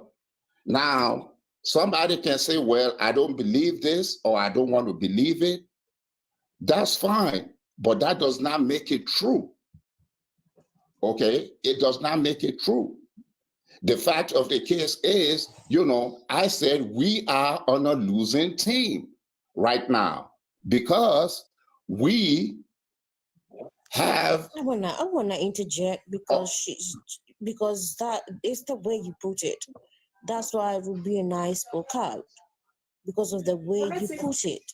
Well, I mean, you know, you can take the message or you can leave the message and focus on the messenger. That's totally up to you. But I'm telling you, there is no part of Africa right now that, you know, people, the citizens of those countries are not leaving Africa. We got people leaving Africa and dying on the sea, going to Spain. We got people. That's not what we're talking about, though, is it? No, but that is not the topic of the. I'm talking about the unity of Black people. We're talking about the divide.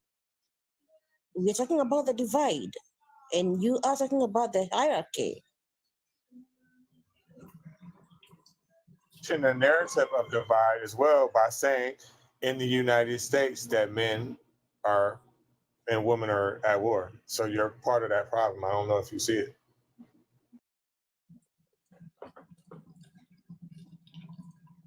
I'm also saying that Africa, the whole Africa is in the bottom. That is generalizing, but okay, go on. And also we wanted to say something. Can I just say, okay, when we think about religion now, right? You hear people saying, oh, but religion is thriving in Africa. All right. Now, when you've got Africa thriving with religion, in 50 years, those parts will be at the bottom because instead of going with the world, right? The rest of the world, we're developing. We're doing things. We're going. People are talking about space. We're talking about information technology. We are busy inside the church. So depending on what we're talking about, there's some elements of truth to that. Then he generalized Afro, and we are forgetting that we have a country like Rwanda, which is doing a very good job at carving down these churches. So again, yeah, of course, we have Rwanda. Rwanda is only one country out of the 50 countries in Africa. I would like to go back to the topic if you don't mind. Okay, let's go back to the topic. I think at this point, I'm going to make this lighthearted. Let's make it a bit lighthearted. So, a question for everyone on the panel. Everyone on the panel. Would you date? So, if you're African, would you date an American? If you're American, would you date an African? Absolutely. Okay. I have no problem dating people as long as they're human. Okay. African atheist?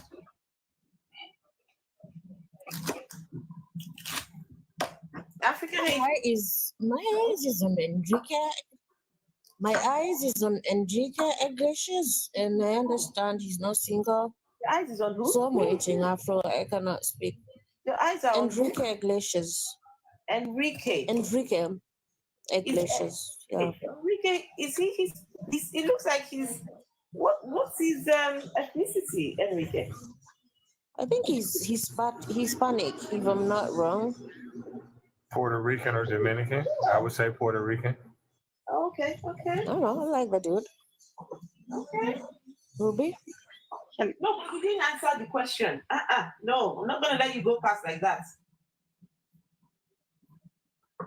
Would you date an But he is American though. Okay, fine. If it is John Legend, then I'm willing to settle with John Legend. But again, Of course. I have to wait for so long. He's taken to. Darn it. I'm not lucky, Afro. Okay. All right. Okay. She says she would date as long as it's Enrique or John Legend. All right. So let's see. Ruby? Yeah, for me it depends. Like Depends on what? the character. Like it's not more so if the person is American or not, you know. Would you date an African American Christian?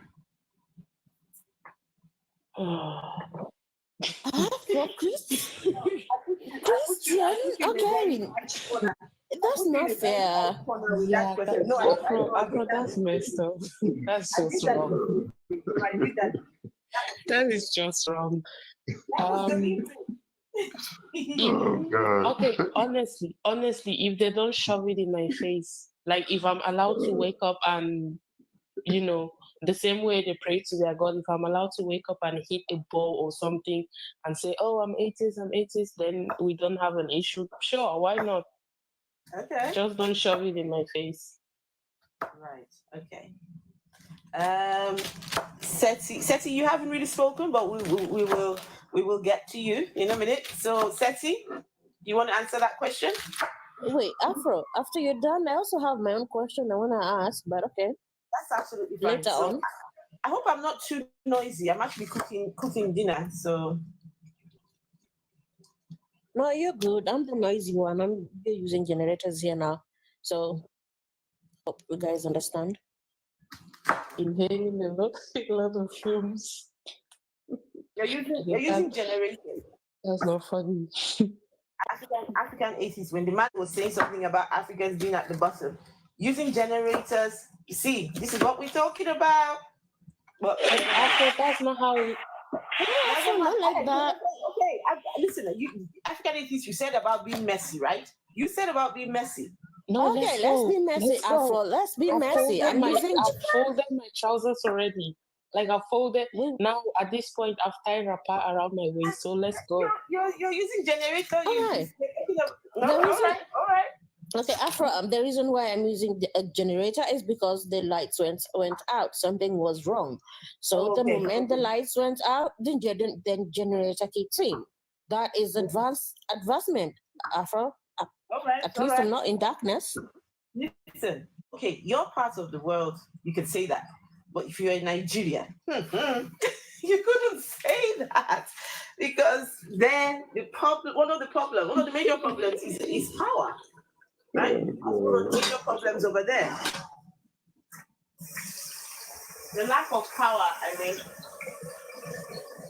And apparently Nigeria supplies neighboring countries with power. It's crazy. Well, anyway, this is not a Nigerian issue. This is not a Nigerian life. So, wait, Afro, I am not disputing that we have things that we need to work on. We're still working on. Yeah. But we should not have low self-esteem like that.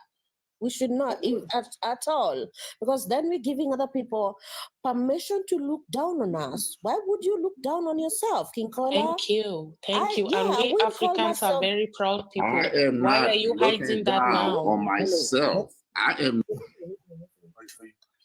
Hello, I'd like to say something, please. First, would you date an American? That was the question that was going around before you say something. Oh, Well, for me, I can date anybody from anywhere. It doesn't matter as long as you you present yourself in some kind of ways that I want. It's okay. Yes. Okay, we can Mhm. come back to that because that is very sus, red flags there. Yes. Yes. Okay, Mother, so just a minute, we'll get back. Mother, would you date an American? I think you're American, right? I am American. So would you date an African?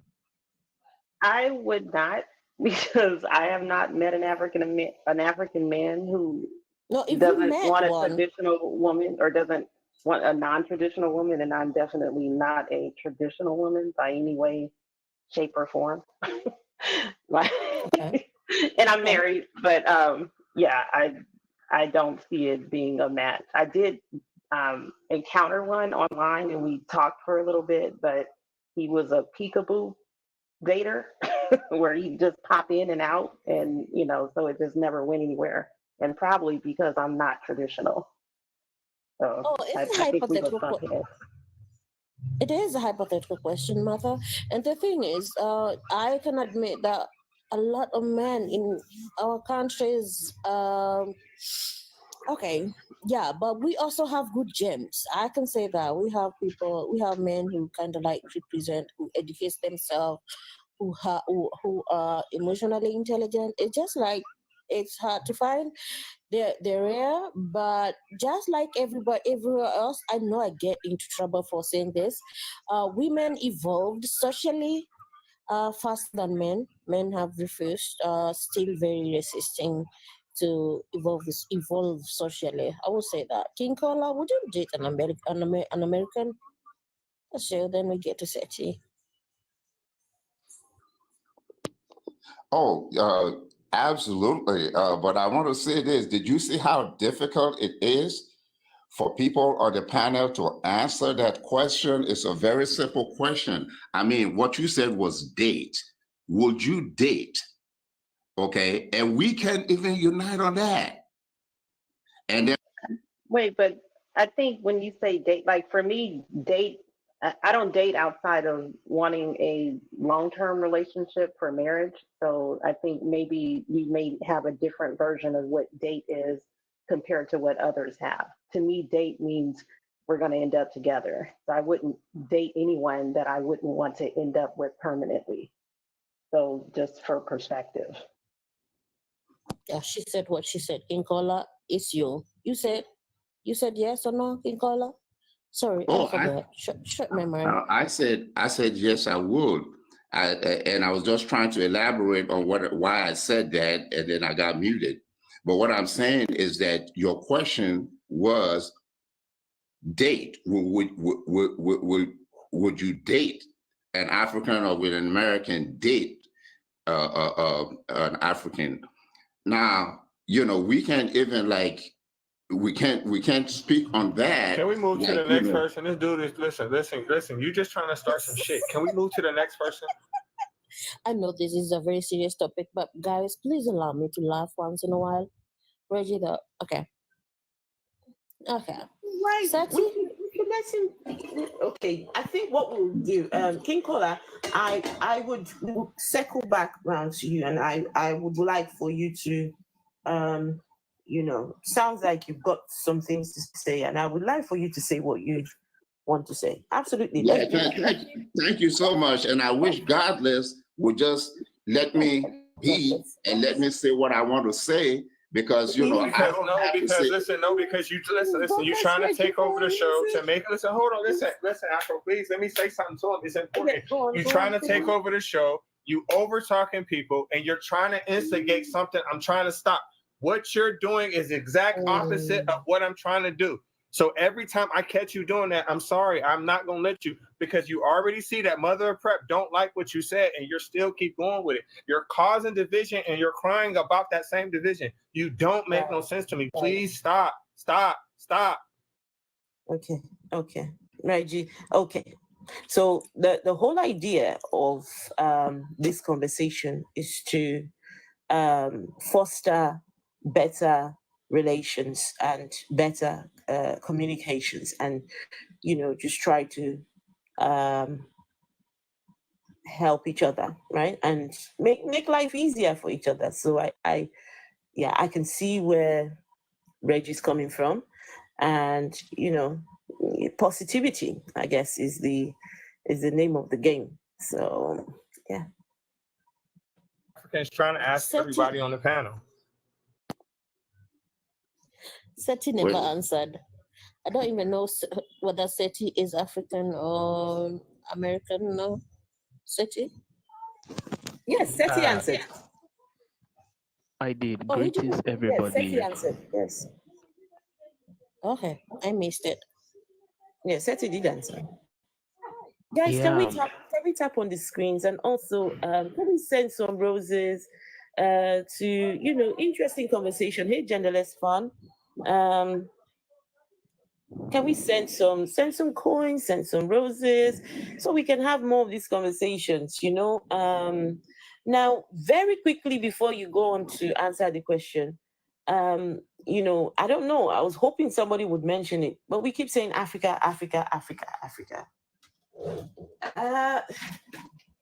Africa, was it Africa? Was that not from the very same people that created the problems to begin with, where we called Africa before they came along? So, is that something? Anyway, never mind. That's just a conversation for another day, I guess.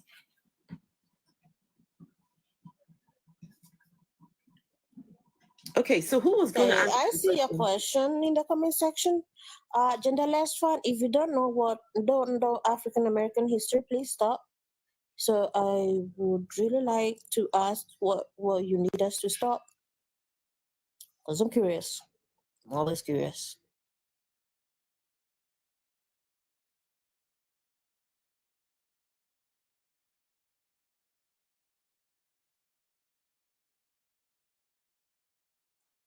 So are we dating now or no? Okay. Okay. I did think that was a good question to ask, though, because it kind of lightened it up a little bit, and it made us Everyone think. is just so quiet. Does Genderless Fun want to come up? I can drop down for her.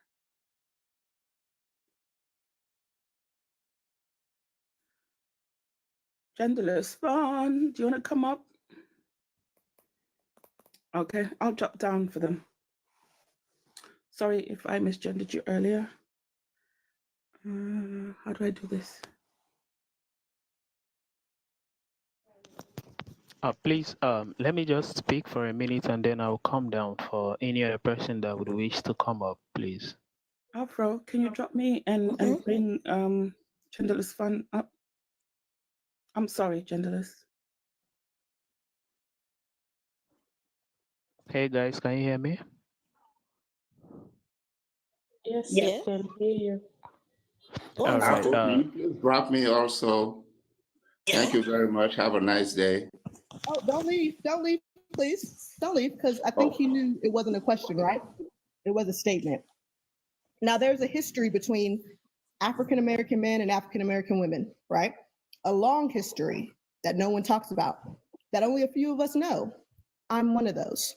So when you insert yourself into saying that we're at war or whatever, and maybe I'm late, I might be late, I went and exercised, but I remember hearing Reggie tapping on that, right? If you don't know the history behind what's going on between these two groups of people within our community in the United States, just let it go or ask. I do know the history. That's why I do. Tell me the I history. do know the history. You tell me I the do know the history history. between I probably know the African-American men and history more than you. You tell me what's the history? Well, I mean, if you don't know, then you need to go and do some research before you say that I don't know. You never heard me say anything. You should have.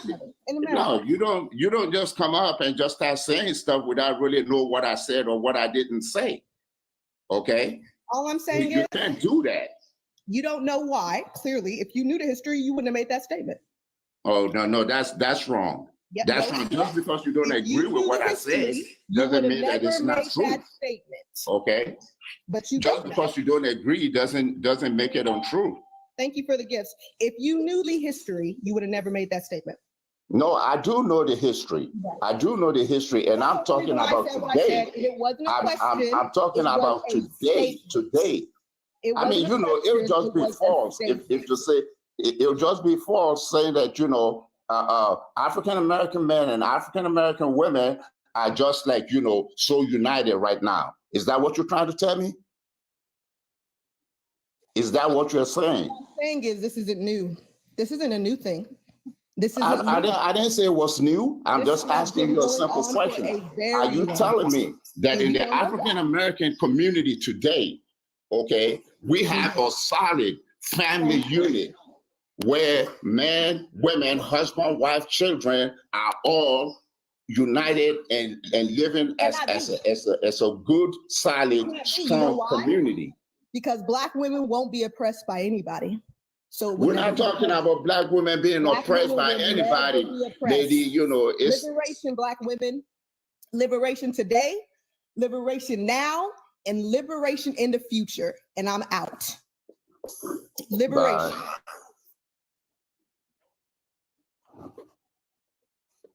Send her a couple coins for you left. You left too fast. Damn. The fact of the case is, whether somebody want to hear the truth or they don't want to hear the truth, it doesn't matter. It does not matter at all. The facts are facts. The numbers speak for themselves, and I'm not going to sit here and pretend that everything is good. King Kola, I need to say this. See, this man-woman struggle is not peculiar to the African Americans alone. Man-woman No, struggle, it's not. No, it's yes. not. I agree. So to single them out, I feel that you are not doing them any sorts of no. Let's not do that, because Okay. we can look in Nigeria, right? The man-woman struggle, is it because people don't talk about it? Is it because it's not something that we put out there? No, Afro, the reason why I said what I said is because your topic is Don't talk between over African. Afro, please. Don't talk over Afro. You did the same when Genderless Fun was up. You were speaking over them. Yeah. Okay, I apologize. No worries, no worries. All I'm saying is this man-woman struggle is not peculiar to a certain set of people. It's unfortunately, this is the struggle that we all face. That man-woman struggle. No, so let's not make it about the African Americans. If anything, thank you. We should be trying to make it better. The issue I Okay, have, Afro, is that the issue I have, Afro, is that Genderless Fan was up there, and he said that they did not know the history. Then when Genderless Fan was like, "Tell me the history," he now turned around and said, "Go do research." No, all right. That's not fair. Right. Right. You also Yeah. add that we're not here. Yeah, to can I say- wait? Can I wait? King Kola.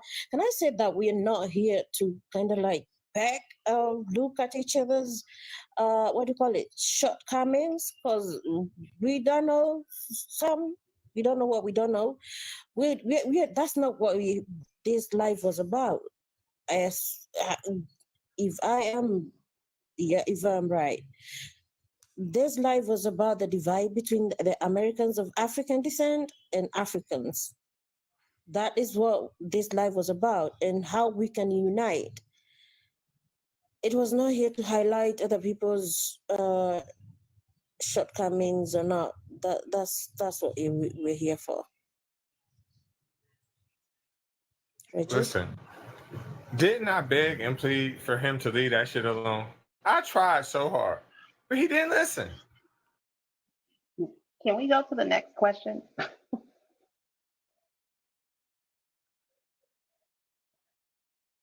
Did Seti say what he wanted to say, or Seti? And then we can get to African atheists. You said you had a question for the panel. I forgot. Seti is gone. Oh, okay. I'll be back. It will come back to me. You've spoken so many things. If you come back to me, I'll ask later on. We can continue with the conversation. I have a question. Going along with the question that was asked initially, whether or not you would date an African, or if you were an African American, or if you were African, would you date an African American? My question is, would your parents be okay if you dated the other? Like, if you have African parents, would they be okay if you dated an African American? And if you're African, would your parents be okay if you dated an African? That's a good question. That's a good question. Unfortunately, my own parents, my parents, they are both dead. So, like, thinking of if they were still here, for those whose parents have passed on, what were their ideas about the other group?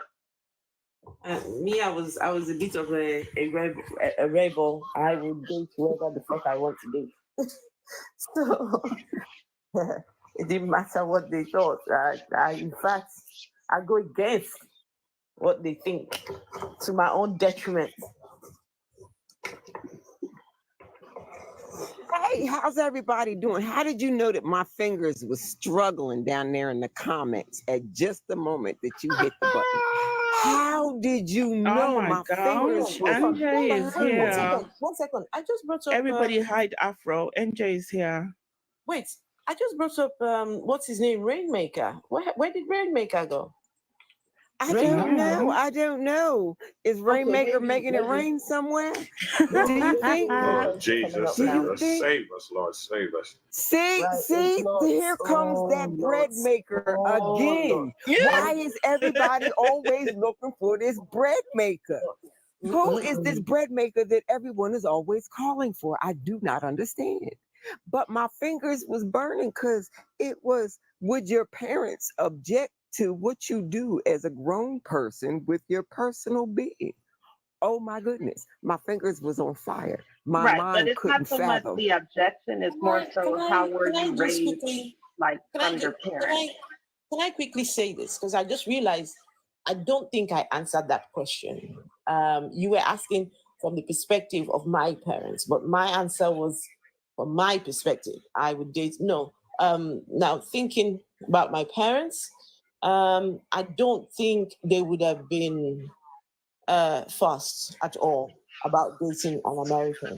Now, don't forget, there are Africans who idolize Americans. There is something about the American accent. Bring that accent over on this old boy. People want to talk like you. They want, listen, I grew up, the American culture was a big deal. The music, the sagging bottom, the sagging trousers. Look, how the Americans dress, that's the way we dressed. The music they sang, that's what we sang, right? So, yeah. So if you can imagine, I said to my parents, I'm bringing an American home. I'd be like, listen, oh yeah, bring the red carpet, bring that man home or bring him home. Thank you for that. Yeah, And just to add more right, context, because frankly, I'm trying to get to Europe. Matter of fact, I'm trying to get to Europe because I want to take a train ride through the mountains. I heard through TikTok imagery that it's beautiful. I can't wait to do it. I'd love to get around to it any minute now. At some point, I'm going to be rested enough to just go forth and travel. That's not the point. That's not the point. I just wanted to say hi to everybody and let you know I've been listening. I've been listening over on YouTube, and I love the conversation so far today. Everybody been on point and very focused. I'm loving it. Can I just say, have fun, everybody. Thank you, NJ. Lots, were you trying to come up? I don't see you in the comments. Lots, I was trying to bring you up, but I don't see you in the request box. I saw you early on, but I don't see you now. I don't know. I remember the question, Afro. You remember it now? Lots, can you? Yeah. I don't know. I don't see Lots. I see Lots over there, but I don't see. Let's come on up. Lots, can you send a request again? And what do the Americans, would you guys eat African food? I was gonna say Nigerian food, African food, or rubbish? I would. Depends on what it is, though. I never got to answer one question. We did not get to answer the question that Martha asked. And my father would have probably been like, okay, you do you,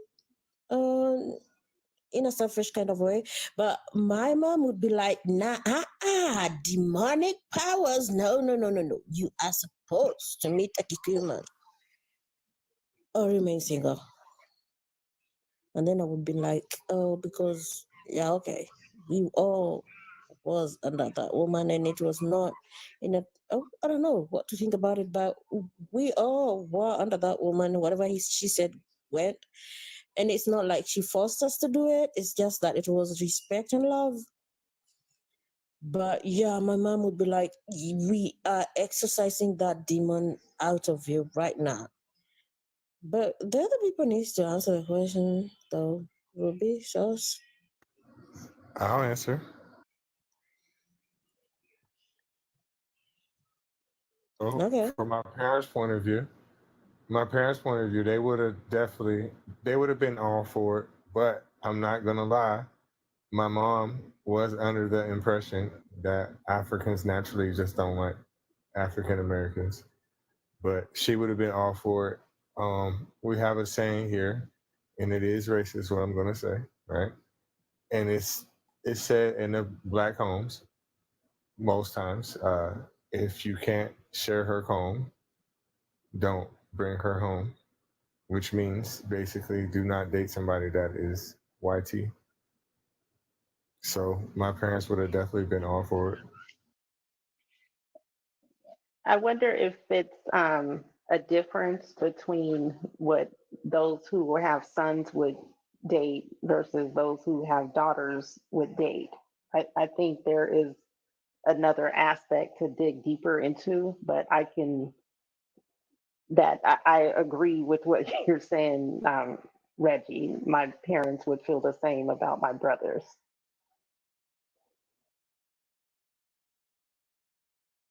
If nobody doesn't understand what I just said, I can put that into context for you more deep if you would like. I understood what you said, Reggie. Oh, trouble. I'll pick Black. I told you guys, trouble.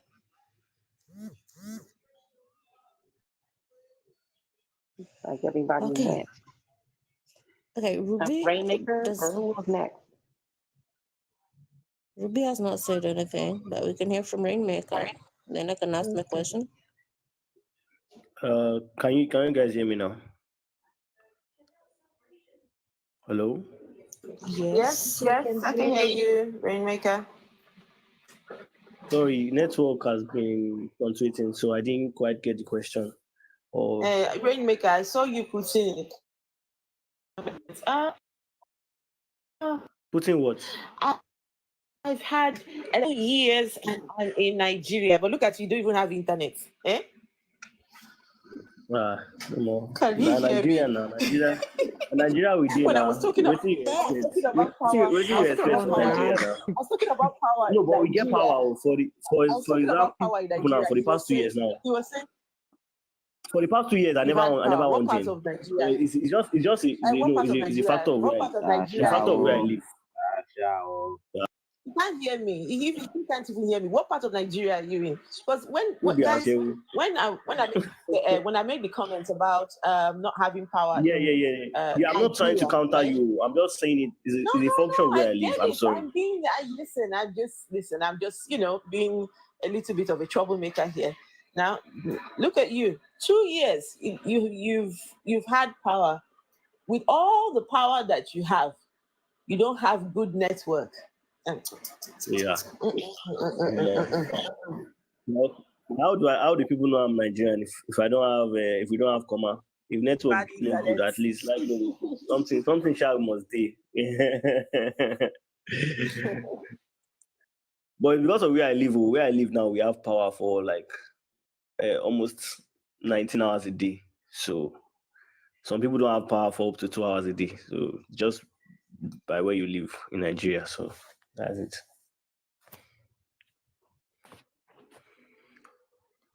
Can anybody still hear me? I don't know if I'm We here. heard you. I heard you. I'm not lying. Kelechi, I'm not lying. You can come to Itaulu. You know a place called Itaulu in Ikorodu. Scented being is begging to be Yeah, raised again. I'm not using solar panels. So I said we have light for 19 hours a day, every day. So I'm not lying. Where you live now, you might not have the same, because I know some people, even in the same Lagos, don't have light up to 3 hours a day. It's a function of where you live. So I'm not lying. I'm Nigerian now. My accent is Nigerian. I'm Nigerian now. You get this kind of accent again. Even in Abeokuta, 20 hours a day. So it depends on where you live in Nigeria. It's not like everywhere in Nigeria is. So that's why I cannot speak for another Nigerian now.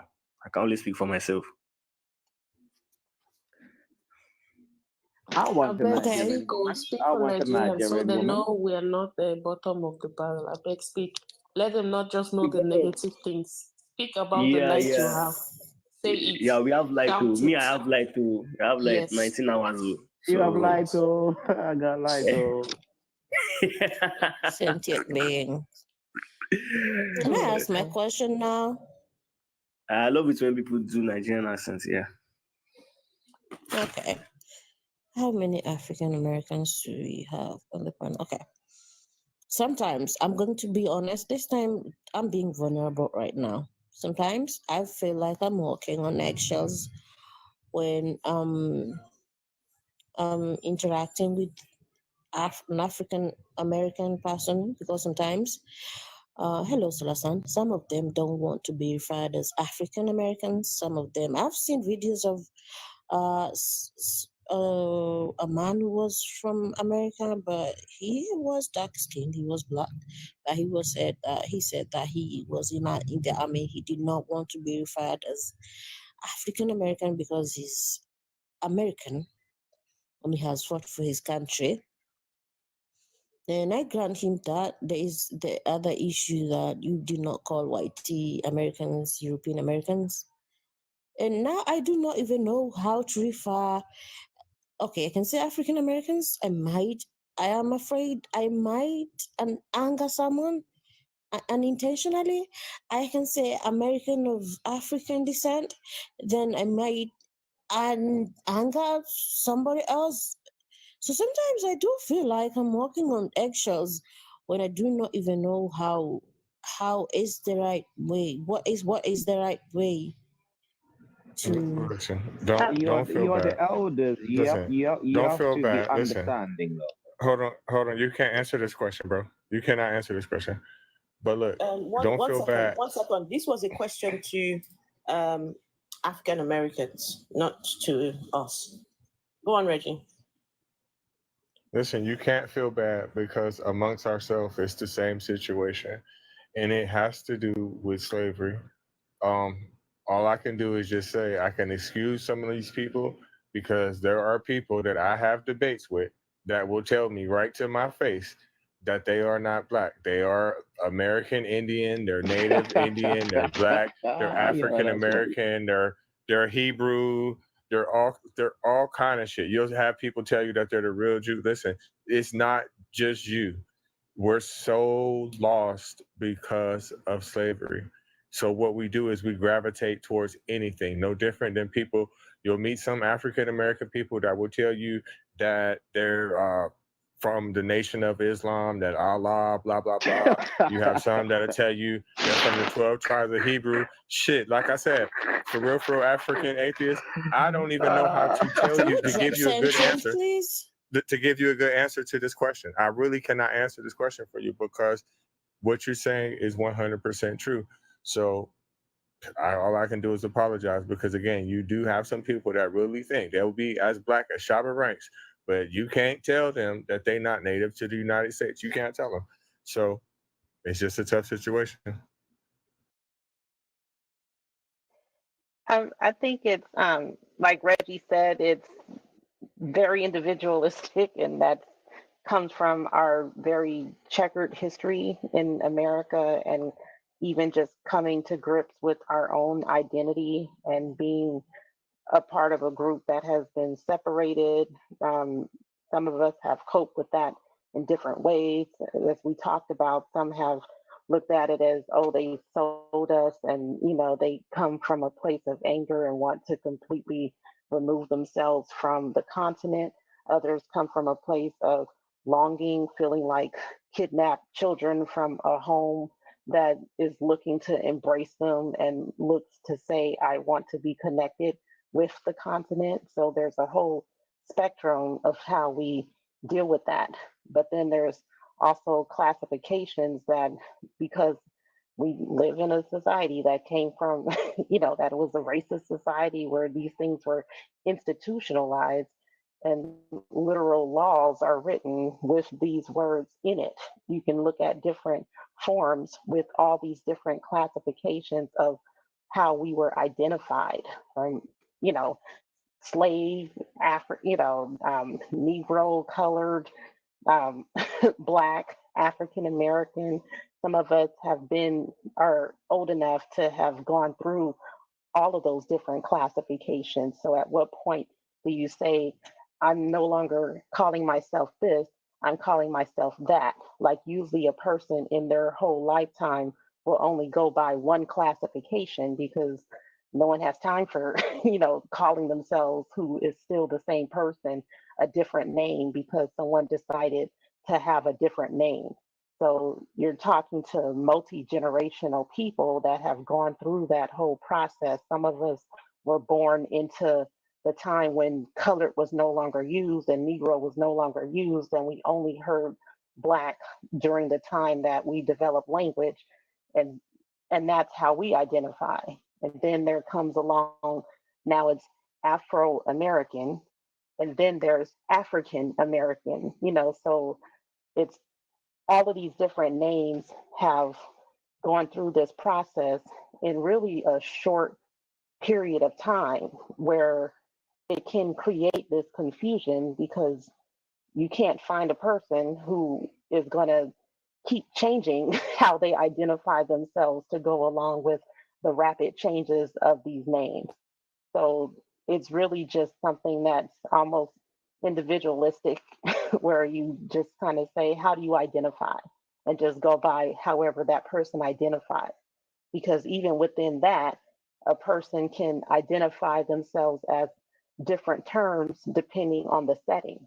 Like if I'm around other Black people, I'll say Black. I grew up in the time when Black was the term that was used. I'm Gen X. And so that's the term that is my default. If I'm in a professional setting, I use the term African American, like when I'm speaking professionally with my colleagues who are not Black, I'll use that term. So it just depends on the setting, depends on the generation of the person that you're speaking to. And then also, unfortunately, I grew up in the 80s during a time when there were some people who were more Afrocentric, embracing culture. And then there were some, because of what has been perpetuated in our culture, to have us not like ourselves and not like where we came from, Africa. Within the culture, we perpetuated these ideas upon each other by using the term African as a derogatory term, more so from a point of like a self-hatred and ignorance, no education about it. This was in the 80s when you can literally, I don't want to use the term, but the end of it is scratcher. This was something that children would call each other. And it's just, kids being ignorant kids from a place of long line of self-hatred that was put on us from, long lines of slavery and all of those different things that made sure that we did not have a strong sense of identity and love for ourselves. And so some of us have come out of that and, accepted that these things were just done to us so that we don't like ourselves, and now we can see the whole culture and all the beauty of it. Some are still stuck in a place similar to with religion. It's like deconstruction is something that we can do in all areas of life. Deconstructing race, colorism, misogyny, sexism, patriarchy. It goes so much beyond religion, areas where we have to deconstruct. So don't feel like, I would say just go by, how do you identify? Because and then just go by what that person identifies as. Okay, and I have a follow-up question. Okay, Reggie, you want to say something? Also, to the same point, historically, since we've been over here, there's always been benefits to not being Black. Bottom line. Okay, so from slavery, right? The house NIGGAs were most likely the lighter skinned ones, right? So even today, right? If you look at the people that you see that really make it big, okay, the president, Barack Obama, he's not 100% African, right?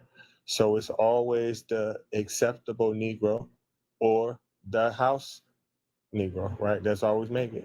So we've been taught and brainwashed since we've been over here. The less African you are, the farther you can distance yourself away from these people, the better off in life you will be. And whether if you like it or not, it's true. Okay, my follow-up question is, does that mean that the average American of African descent have consumed media or has been taught these negative stereotypes that ends Absolutely. up making them look down on African people unless they Yes. educate themselves? Yes, we are bred over here to be coons. I say that because it is a fact. Listen, I can prove it to you. If you listen, you naturally are attracted to lighter skinned women. They're looked at from the beginning as more beautiful. They're taught to you that they're more beautiful. And again, you're taught to look down on Africa like Africa's this deep, dark, scary place. You better not go over there. Africa's gonna get you. You're gonna get a disease. They all got pews, those 7.4 KAs that I be telling you about. That's what they show us on TV. So they're teaching you in your brain that you should not be like these people because you are better than these people. Lots has a very different take on this. Lots, okay, thank you. Afro, Lots is requesting again. In the meantime, Ruby wanted to say something. Oh no. Okay, so But I'm Lots has a listening though. I think African, the person that you were talking to was not saying anything about being called Black or being called African American. What he is saying is that he fought for the country, right? He has a right to be called American. White people are the only people in America who by default are American. Black people fought for this country. They died for this country. They did a lot of stuff for this country. They still cannot be seen as fully American. I don't think he was saying that he doesn't like himself. He doesn't want to be Black American. What he's saying is that he is American. As much as you are, I'm not sure what country you come from, but as much as somebody is Jamaican, as much as somebody is Nigerian, as much as somebody is Ghanaian, he is American. That's what he's saying. I don't think it has anything to do with him not liking himself. What he's saying is that he is American. And this is true because I always ask people this question, right? The first slave ship landed in the US in 1619. That is 405 years. Can any African on this panel trace their history back further than 405 years?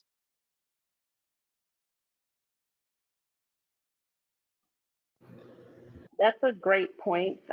Just to add to that, it reminds me of like Neil deGrasse Tyson, who is a very, well educated person in his field, astrophysics, and I forget all of his degrees, but he mentioned something about not wanting to be called the black astro, all this stuff, because he is the highest person in his field, period. And when you add the black to it, it like makes it not so much it doesn't like decrease it because of black period. It's more so like taking away the fact that this person is literally the highest person in their field.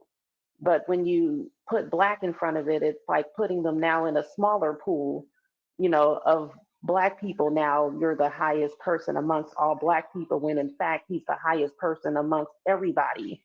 Yes, he is the highest astrophysicist, period. Period. Right. Right. And so And I think of the diaspora, we are the only ones who are expected to ignore 405 years of our history and reach back 5 centuries to find those people. When in reality, the culture that we have made in the US, everybody wants it. Everybody wants it. You heard Vessel of Dishonor talk about the rap and being the brat. Everybody wants it. Everybody is monetized off it. Look at BTS, K-pop. That ain't nothing but a New Edition. Everybody wants it. They go get lip fillers and butt, and everybody wants it.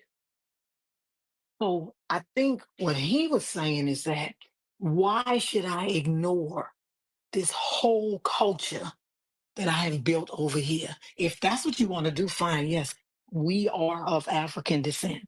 But why should we ignore jazz that we created? Why should we ignore bluegrass? Why should we ignore rap? Why should we ignore that to step back 500 years to see what might have been? Why should we ignore all of that? I think that is what that person is saying. I don't think he's saying I'm not black, and I think he is saying I am American. I put on the uniform, right? I do everything they do. I am American. I can trace back my mother, my father, his father, his mother, her mother. They were all born in the US. All of my great grandparents were born in the US. I don't see why I should have to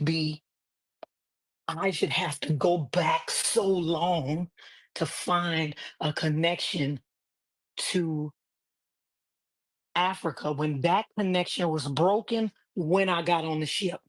And so we started a new connection, right? We took the dishes that we learned, and I'm from New Orleans. We took the dishes that we knew from back then and added things to it. This is 400 years makes the whole new culture.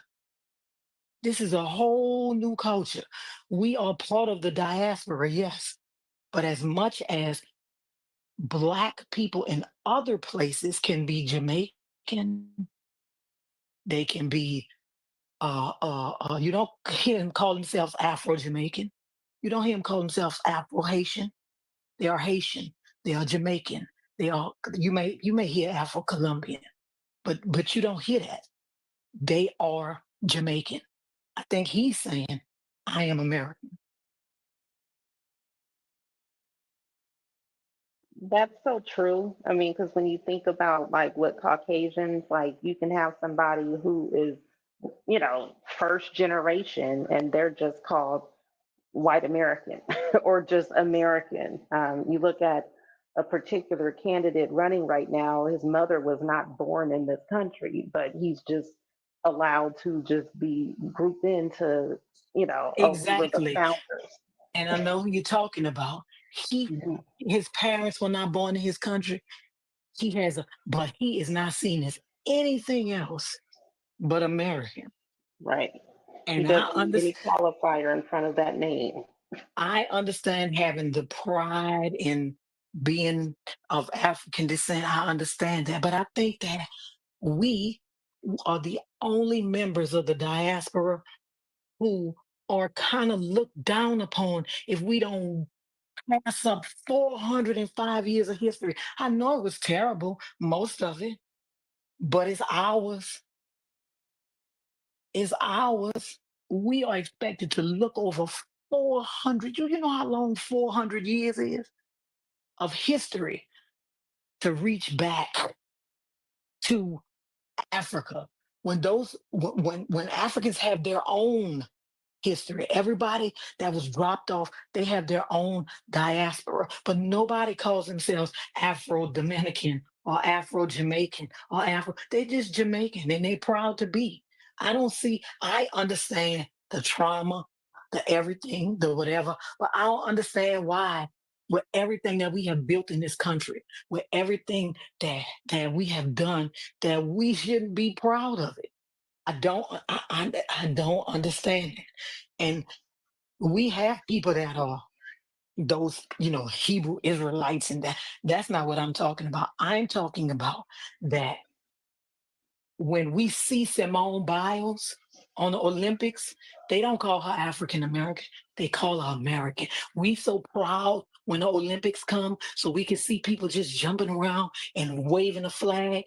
That's how everybody else. I don't understand why we are the only people in the diaspora that feel that we have to. I mean, I understand why, I do, but I think it's kind of, if that's what you want, fine.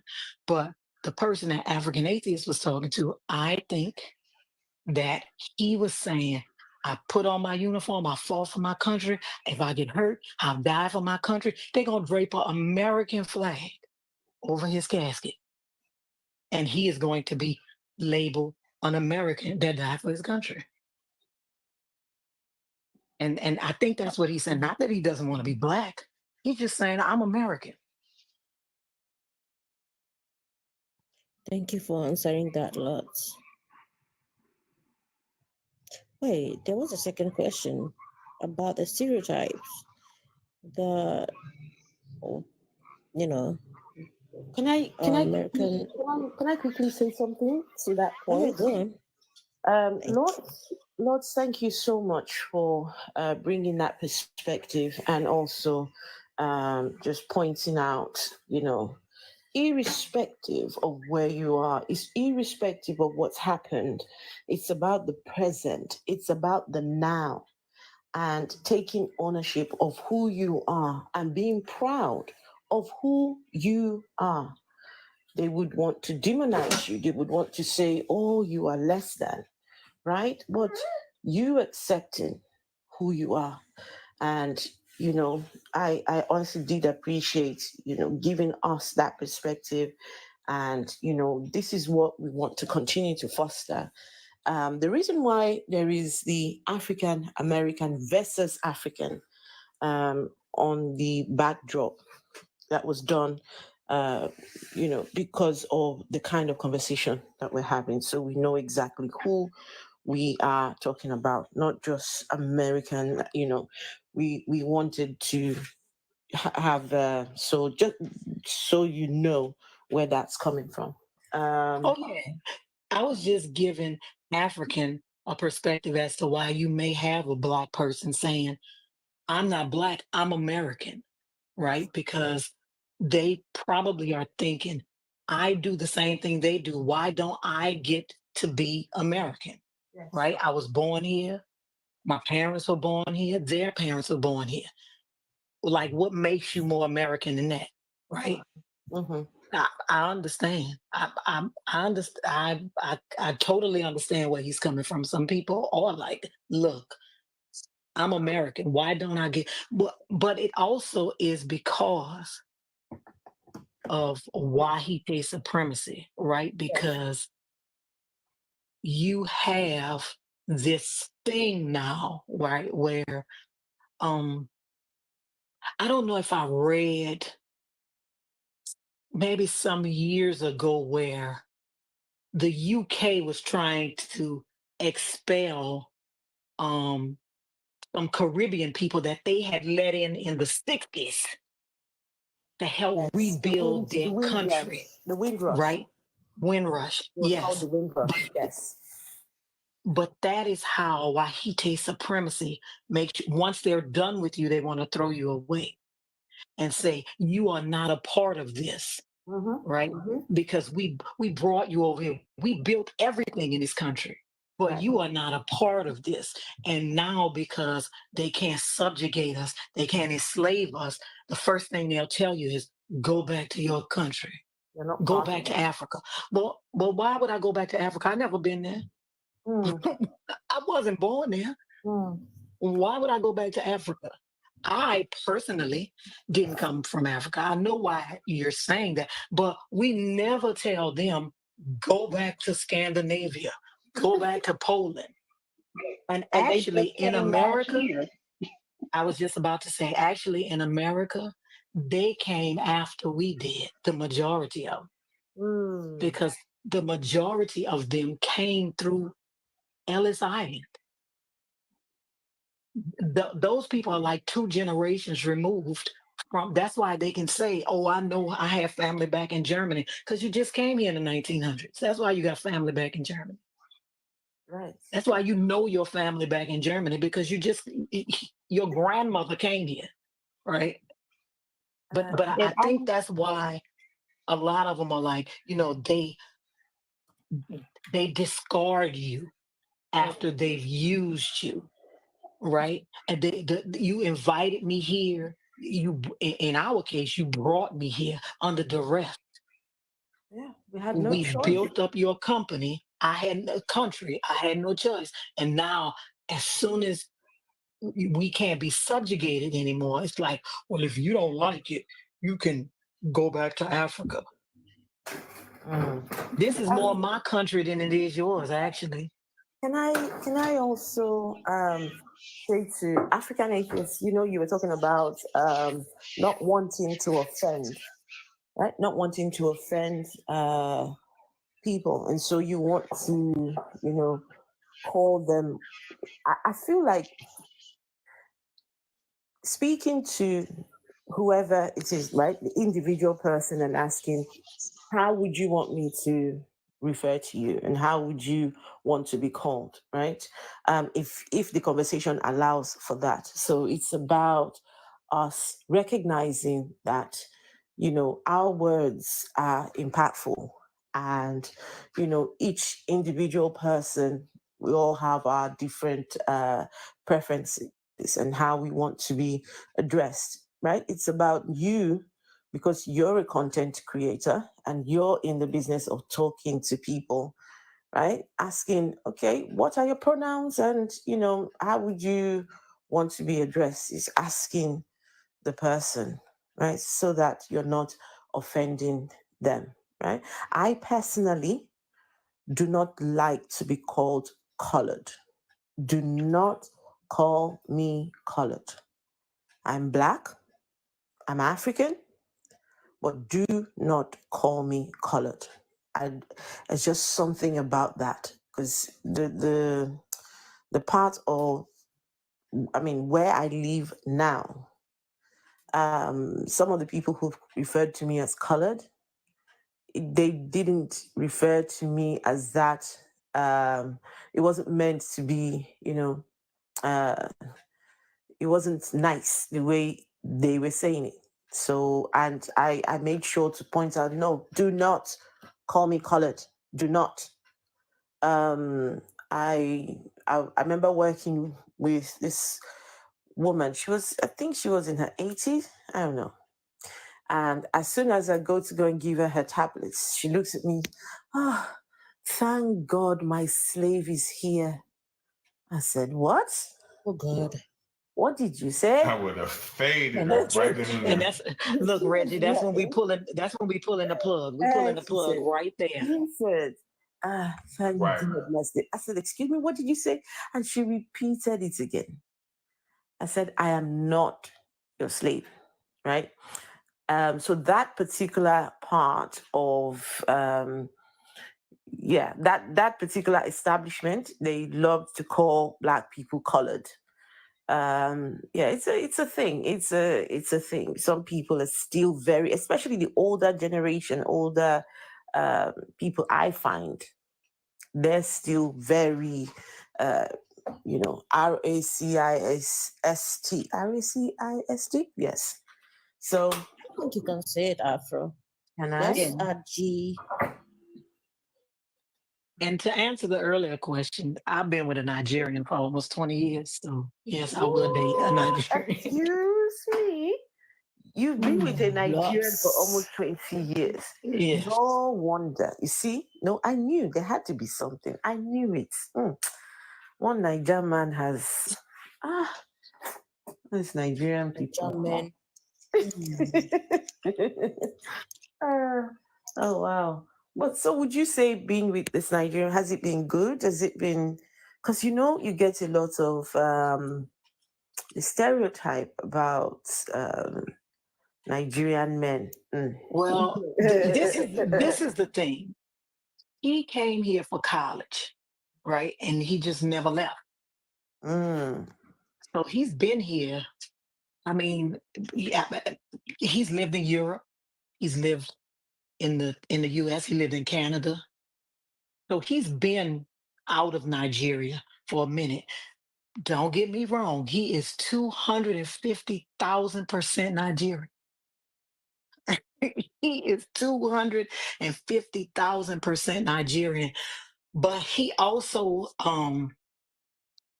think because he lives so many different places, he just has a different view. And also he's older. I think he's just tired, He's just tired of me.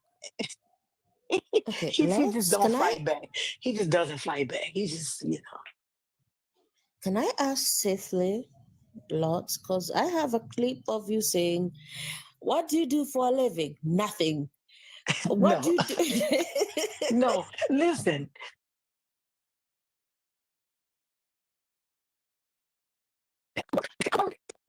Don't believe me, but I work. He's work from home. See, somebody laughing at me. LOL. I work. I just work from home. It just always sounds like I'm not working because I'm at home by myself and nobody's here but me. But that clip is amazing, Lots, to be honest. What do you do for a living? Nothing.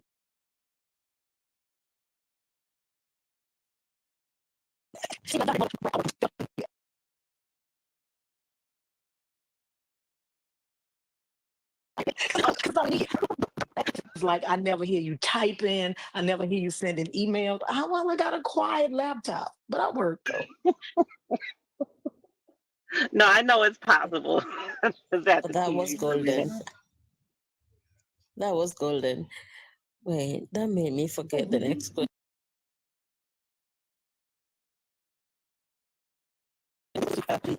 Do you work? She said no. What was it? She said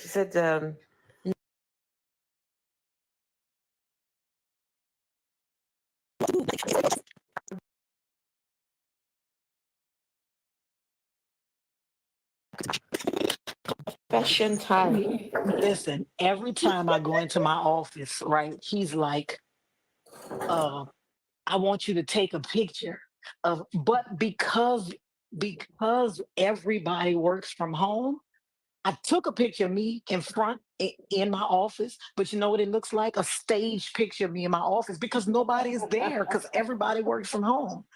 I only go when I absolutely have to. And the only people that are there are the IT people. It just looks like I'm standing in front of a desk somewhere, right? That's why I never sent one. I'm like, this looks crazy. Nobody's ever in this office because we all work from home. Guys, can I just say thank you all for listening. Make sure you are tapping. Guys, this conversation started because of Reggie. and he deserves his coins. He deserves his flowers. Yeah, Reggie said, "Look, I want to have this conversation."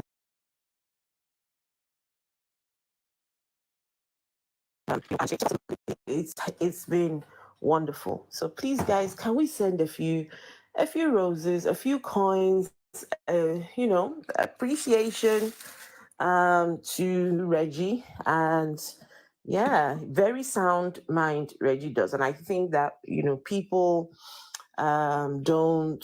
they take for granted, Reggie, because they just, someone said he is, what was the word that she used? He said he's rough around the edges, but it's when you sit and talk to him and you realize, okay, so he's not just your average Joe, just talking for the sake of talk. So yeah, I mean, Reggie, thank you. Very interesting conversation. Thank you for having me. But that's why I like Reggie. That's why, because Reggie reminds me so much of me, because people that are passionate, that have loud voices, that talk loud, they usually get dismissed, right? Because people think, I was in African Atheist Live this morning, and somebody was like, "Oh, you just talk loud." People think that is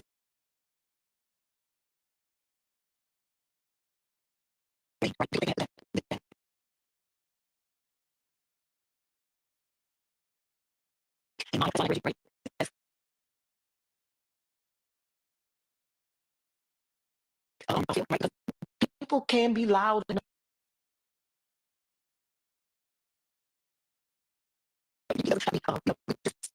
Sitting meek and mild, we get passionate, but a lot of times people tend to dismiss passionate people as being angry, especially if you are Black, right? They dismiss you as being angry. But most of the time, we know what we're talking about. Oh, yesterday I was called angry. Thank you. And I was told I was shouting. I had to demonstrate the difference between me shouting and me talking. I'm embarrassed by it when I think about it. Yeah, afterwards I felt embarrassed by it, but I needed to. No, do not be embarrassed. Do not be embarrassed. I understood exactly what you're trying to do. Sentient beings, I took you down. You were disrupting for no reason, just disrupting, completely out of order. We can have conversation. It's been good. But the moment you came up, I don't know what that was about. So if you're going to come back up, go on. He's a beta passport bro who went somewhere and got stuck. Oh, whoa, passport bro. Passport bro. Yeah, he's a beta passport bro. A beta passport bro. Wow, I've not heard that one before. My. He went somewhere and got stuck and could not get any.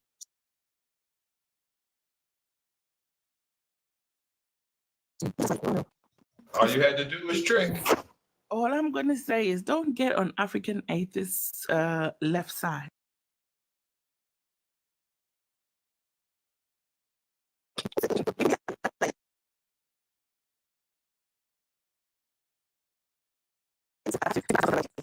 All right, African Atheists. Okay, that's why Afro, you've been running away.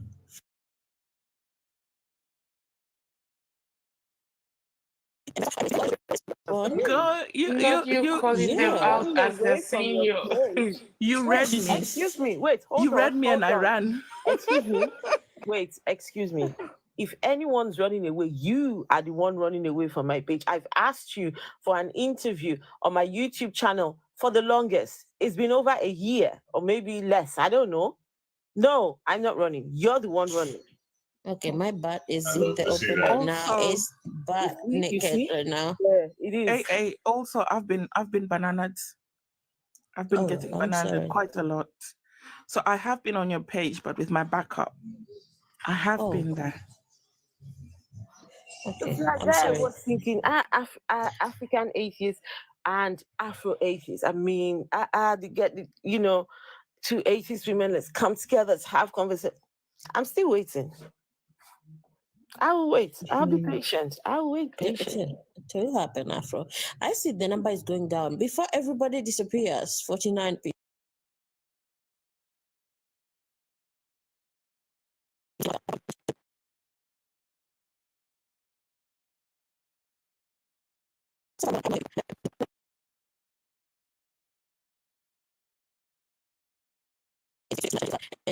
Have a lot of stuff.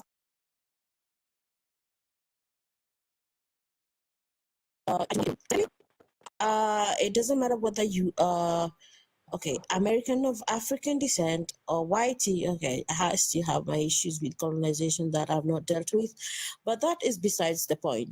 I judge people, and I'm not going to say, oh, I'm so good, I do not judge people. Oh, I judge people. I do judge people according to their characters. So if you do me wrong once and you come back and you're like nothing happened, and then you do me wrong again, and you come back, no, I will remove myself from the situation. As long as much as I talk back, I also know how to run away. I do run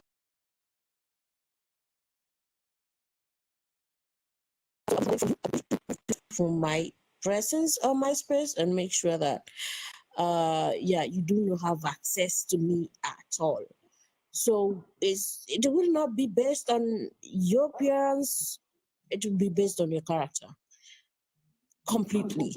Your character and how you relate to me. That's all. I just wanted to make a disclaimer there because there is a name I've been called out there, but I don't like it, but I embrace it anyways. Thank you. Oh, you're welcome. And also, I want to put a disclaimer out there as well. And the disclaimer is this. Because I'm an atheist, I can be African and be atheist. And when I'm having conversations, I never put out there that I only want to talk to Africans alone. Some of you, I don't know, for whatever reason, think you must come in my DMs and say, oh, but I thought you were only talking about Africans. Why are people who are not Africans getting involved in our conversation? When did myself and yourself come to that conclusion that I'm only here for African conversation, right? Yes, I talk a lot about the African sphere, but I put it out there, put it open, make it open for people to come and have conversation. I've never said it's got to be African, but today, it's a different sort of conversation. So if someone comes on my panel and they are whitey and having conversation with us,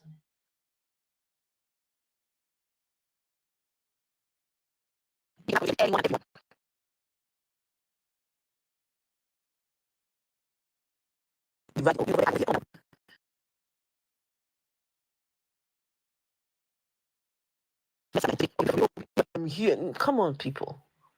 Right? So I'm just saying that when I'm having all the, especially when we're having the conversations around religion, oh, this is our struggle, keep them out. No, we're all in this together.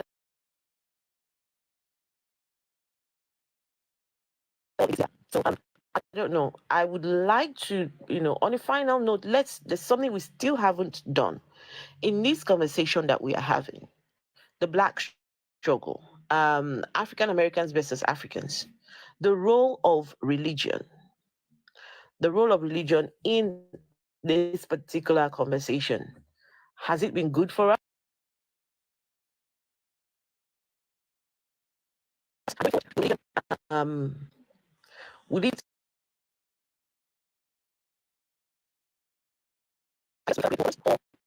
Will it help in any way, shape, or form? I mean, thank you. I'm prepared to hear from people who think that religion can somehow help the cause. I'm prepared to hear that, not just people that think, absolutely not. I mean, I know what I feel about that. About the question I'm asking, but yes. Sorry, I don't know if you're seeing the comment, but the people are saying the audio is really scrambled, but I can hear you really well. So I don't know if it's like TikTok or Oh, I can hear everyone really well. yeah, they're saying in the comment the audio is really Oh bad. no, that's terrible. wait, my audio? I think Oh. generally, like a few people say their audios, like the boy and two other people, I think. Or Static maybe noise? it's like TikTok, I don't know. Oh, and it might be glitching as well. A lot of static noise. Okay. Everyone sounds very clear to me. Lois, they thought it was you. On the panel, it's really Really? Is clear. it me? Is it me? Is it me? No, I can hear you, but I think everyone in the fine. comments is struggling to hear. Yeah, so they Oh. say sometimes I think it's all of Oh. us here, they cannot hear What us. can we do? Yeah, I just came up to One explain second, the one audio second, just some problem. human, just 1 second. Let's sort this out first. So I don't know if you guys heard. Yes, Reggie? Hold on, Afro. You know what? You might want to let him talk because he just said something about sorting out the audio thing. So maybe he might have an idea. he kind of knows what he's talking about. Okay, all right, just some human. Go on, just some Wait, human. before Just Human goes on, Afro, I would like to add something. Okay, the unification. I sound like I'm talking about South Korea, not North Not, Korea. not No. about not Okay. about religion, no. Just hold on. No, African atheist, just hold on. Some yes. human is here, I think, to help with audio or what? I think. Yes. Okay. The scrambling stopped for me when I came up. I don't know if the issue is you guys all need to drop, but I've been here the whole time listening and it had no issues till the last like 10 minutes or so.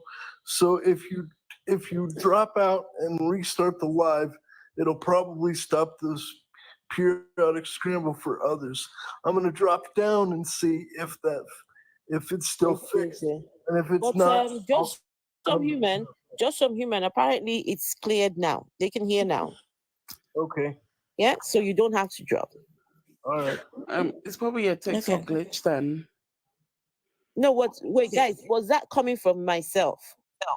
Because I was moving. I was moving just now. I was moving. Oh, I went no, from. it started 10 minutes ago. That's what they're saying in the comments. Well, I went from upstairs downstairs, so maybe. Oh, it was everyone, not just The Bielsa, come on. Oh, okay. It was coming from TikTok. The bots. Everyone. Was the TikTok bots. Yeah. Okay, can I say now about what I was about to say? Oh.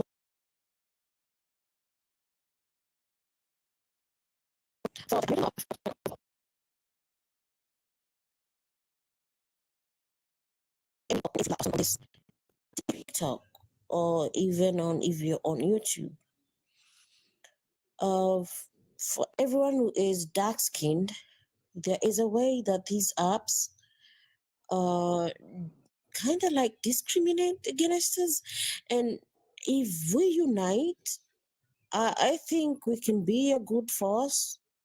That is my idea. Because you look at the way the other people do. Okay, it's doing it again. Probably it's me. If you look at how the other people's content gets pushed out, and you look at the Black community, to be honest, even in Western countries, TikTok pays creators by their video views, and in Africa they're not even doing that. So I would say that uniting would not be a bad thing for me. I would appreciate it if we would unite as Black people and have one voice. Yeah. That's I think I appreciate what you've said, and this is this is the long term, right? We're talking in the long term now. It's about, first of all, coming together and creating spaces where we can, talk and we can, befriend each other. And, as part of that, as we, keep going, these things will open. And also, let me plug my dating show. I've got a dating show for people who do not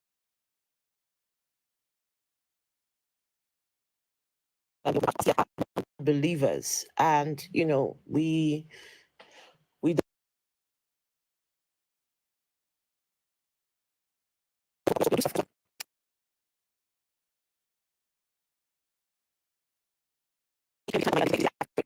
dating event. I think I've changed the name now to Godless Dating. Okay, no, sorry. It's now Godless Dating. So Godless Dating on TikTok, Godless Dating. It will also stream onto YouTube. So if if you're single and you are a free thinker, you're agnostic, you're an atheist, you're not one who believes in the sky daddy up there, right? And you're looking for a mate, a friend, a lover, come along tomorrow. And yeah, we will hopefully be trying to connect people in our small little space and small little corner, right, of this TikTok and this social media space. Yeah, so I did ask a question, and the question was about religion. Religion and this conversation. Is religion, would you guys say religion is good? If you say it's good, why? Really, if religion, you think that religion not going to help the conversation at all? Yeah, so yeah, whatever your answer is, why? I want to jump in there before I have to go. I think it's bad, and I see the use of religion as being like almost the original divide and conquer tool that is allowed to perpetuate and maintain that system, especially here in America. We have a situation with the Christian nationalists, which is another sect of religion that appeals to religion in general because they call themselves Christian, but they have a agenda that is more of an obvious power structure. And I see them using religion to unite people under their umbrella while also exploiting the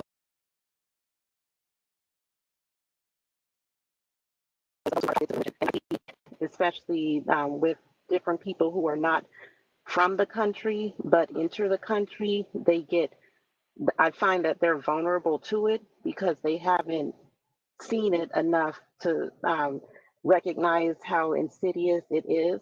And the hope of those who are wielding this power using religion is that those people who are attracted to it could be more committed to their religion at the expense of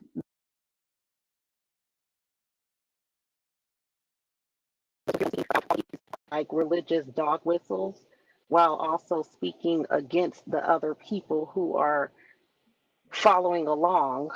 And I think that is their desire. It's similar to what's done with racism, where you can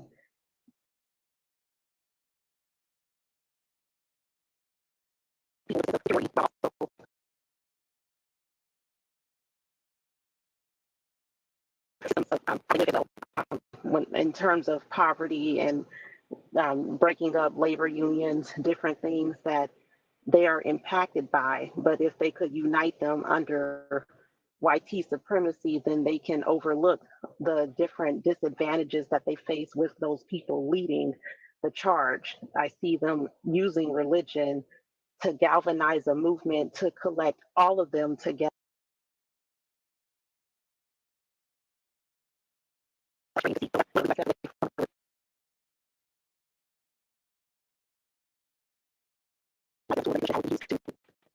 Galvanize a coalition that can be exploited by their religious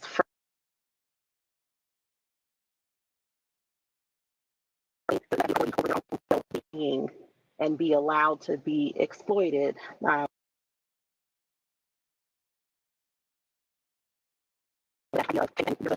Another place that I can go in heaven, it'll be better type of situation. So it's a divide and conquer strategy. I wish to do away with it altogether.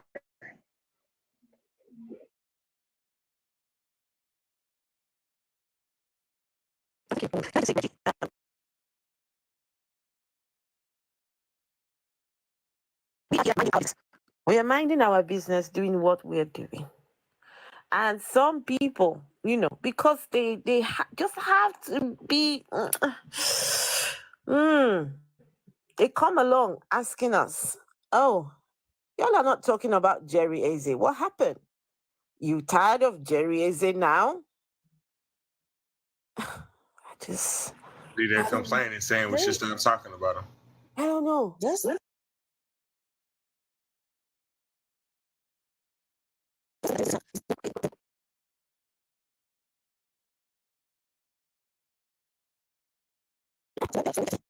Get to him. It's not his turn today yet. No, it might just He's be the side piece. It might just be his turn after this is done because of these clowns here, right? So we're not even talking about Jerry Eze. We're just minding our business. But of course, you had to come and bring it in. Okay, Jerry Eze. You see, with Godless Reggie. Right.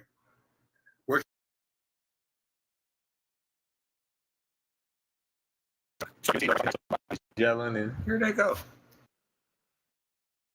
I mean, the cult leader just have to keep culting. The cult members have to keep on culting. The Kool-Aid. So you know they really like that stuff.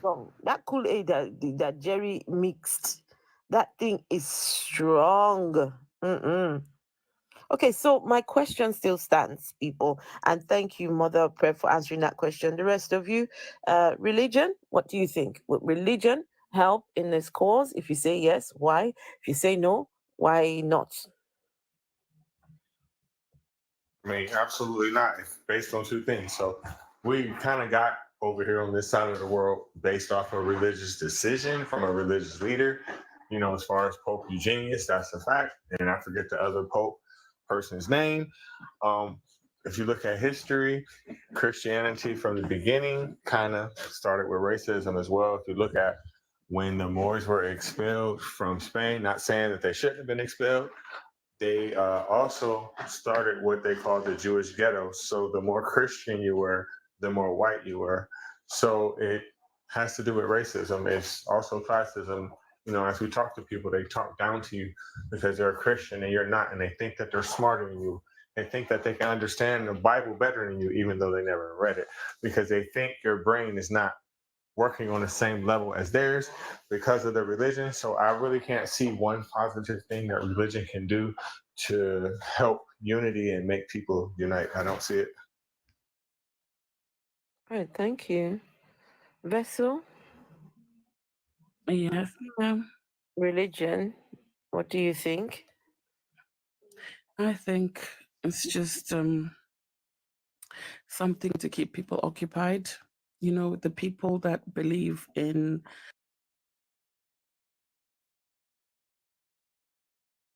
religion, and that's why they made up the concept of hell and added it to the Bible after the whole Bible was written. It's for people who love superstition. So it gives them something to look forward to.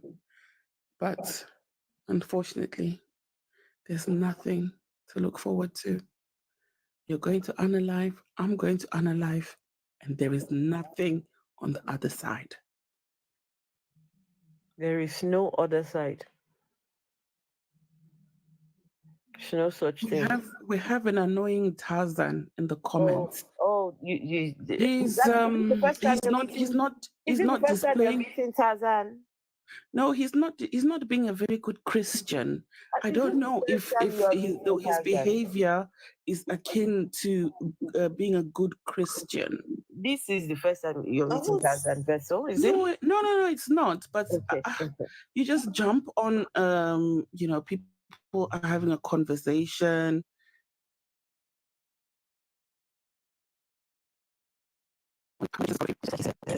Jesus. Can I say that he might be in love with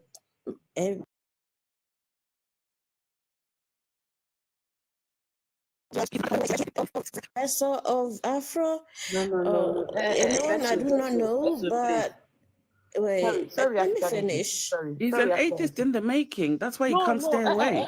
No. God, please, Bessie, please, you should stay on that other side. I beg you. You should stay on that side. No. He's obsessed. No, we He's don't want him obsessed with on. Yeah, he's atheists.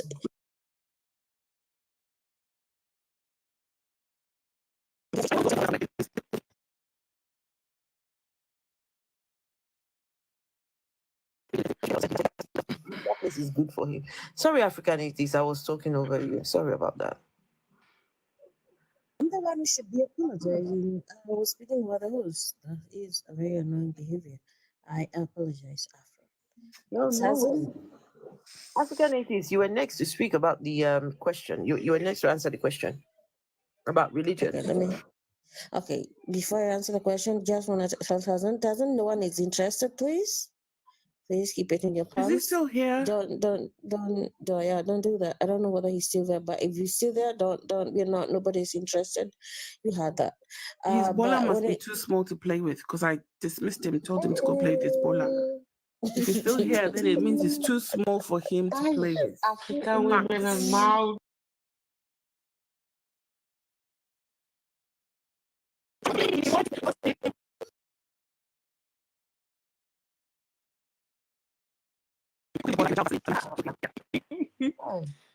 Oh my God. Okay, can I say that? I wanted to say that when it comes to religion, even if we decided to say that, okay, we're going to accommodate it, and we are going to unite regardless you state religion. We will still disagree because that is what religion does. I am with Reggie. We will still be fighting in there because the only thing religion is about, it is all about power and who is on the top and who is taking advantage of the other people and the hierarchy and all of that. So I would say religion, no, it's not the way. Thank you. They can't even agree amongst themselves. That's why they've got Catholics and Baptists and Pentecostals, and even within Pentecostal, they've got their own little, it's like every divide has got a subdivision and another subdivision within that subdivision. It's cray. I don't get it. Guys, what's happening? It seems that the oh goodness, I don't know. It's like we're cutting out for the people. They're not hearing us. I think it's what do you call it? Sabotage. The live stream needs Jesus. Shall we pray? No, thanks. Shall we pray? Just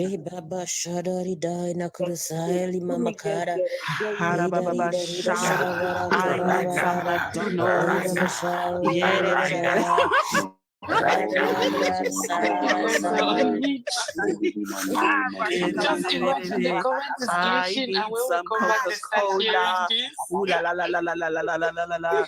I need some ice cream with some flakes and some chocolate sauce.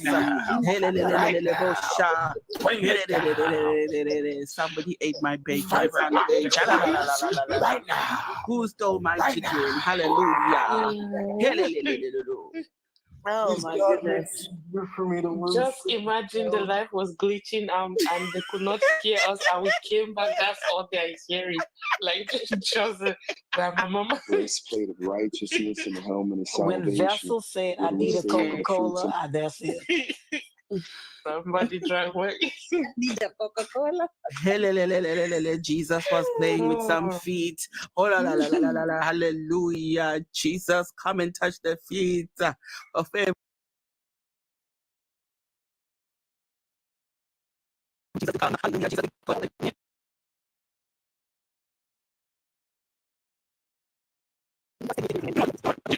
Like he just stole something. Black Jesus combed that beard. Black Jesus need a haircut. In Jesus' name.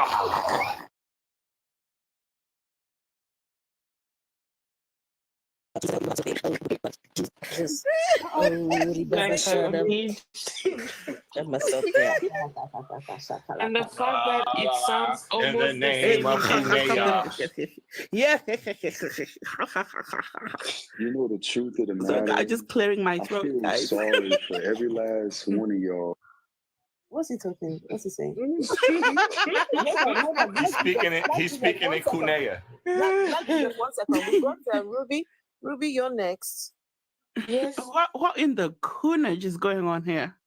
I still love you. Ruby's Because at the next. end of the Can you day, I don't want your love. I know that this. Ruby's next, please. Ruby, please go Keep on. your love to yourself. You ain't got you ain't listen, Black you Jesus, ain't gotta please wait. accept my Please love, wait. but just know It's that God Ruby's is turn. love. It's Ruby's turn. Black Black Jesus, Jesus, is it that please. you don't respect me, or is that you don't know who I am? He's in trouble I'm now. sorry. He doesn't. Go on, Ruby. Yeah, so for me, I would always stand Ain't on two or more people gathered here for Jesus. So what you talking about? It's only you, dude. It's only you gathered here. Let's go on. Let Sorry, Ruby. Sorry. No worries, no worries. Yeah, so I think religion should be gone. Like it's already caused so much. Okay, it's done enough. It's time for it to go. Like it has brought some good things. I don't know, giving people some delusions that their life is getting better, the placebo effect and all that. But it's time for them to wake up, basically. So no religion. I don't know if anyone really answered the question. I was actually I think thinking about honestly, please don't bite me, but I got lost with the question. Okay. So the subject is on African Americans versus Africans, and in trying to foster good relations, and to us considering ourselves as one, irrespective of what's happened, irrespective of what we have been told about each other.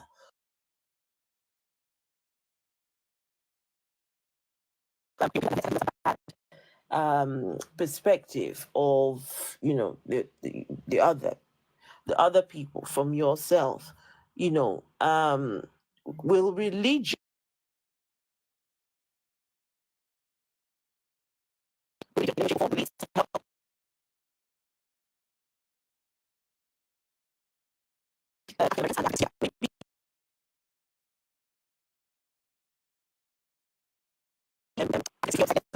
Christians tomorrow? Do we stand a better chance of this unity and this oneness that we're trying to promote? And I go. Okay.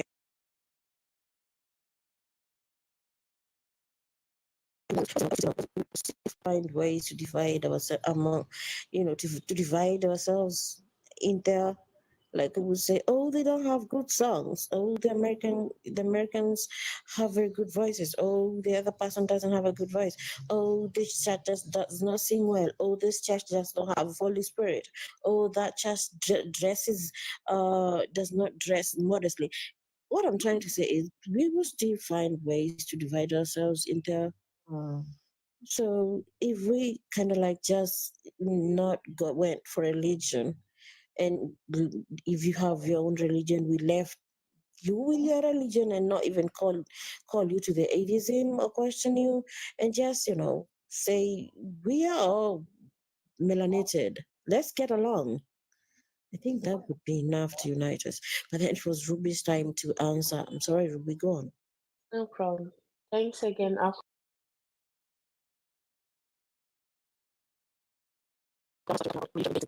Maybe it's because I'm chronically single, but my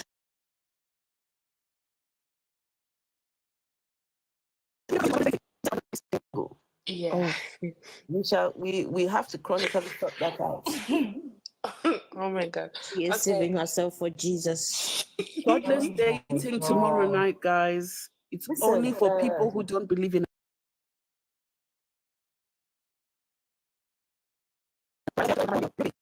Yes, Ruby, African atheists just said that you are waiting for Jesus. Listen, if you're chronically single before, it will only get worse, because Jesus, he said he was, what was it? He gave a parable. 10 brides were waiting for that guy, right? He said they're waiting for the bridegroom. 10 of them. One bridegroom to 10 brides. Huh? And then Jesus, and they will say, oh, one man to one wife. But Jesus was busy talking about himself coming for 10 brides. Huh? All it was that he, number one, he took so long in coming. How are you coming to come and get married to these ladies? And you, the groom, you're taking forever to come. Excuse me, and you want the brides to stop there and be waiting for you. Who do you think you are? Right? So was it actual marriage, or was it just knacking? Whatever the case was. I think it was just knacking. And you know, these ladies, they're waiting for you. Their oil finishes in their lamps, right? But for this singular reason that their lamps was not turned on, that's the degenerate decides to, you know, single them out and say, you know, nothing, we don't care for you. These ladies took their time, waited for you. There's 10 of them. And now 5 of them don't have oil in their lamps. And then the other 5 could not even share and say, if you are not going to take these other 5 who waited with us together, right, then we are not going with you. And this is the same thing for, I think that religious people are very selfish people. Yes, they're very selfish, right? You want to go to heaven, but the others, who cares about them? Right? As human beings. And you see, this is the unity we're talking about between African Americans and Africans. We can also apply this to everyone else. How are you worshiping a God who is saying he only wants?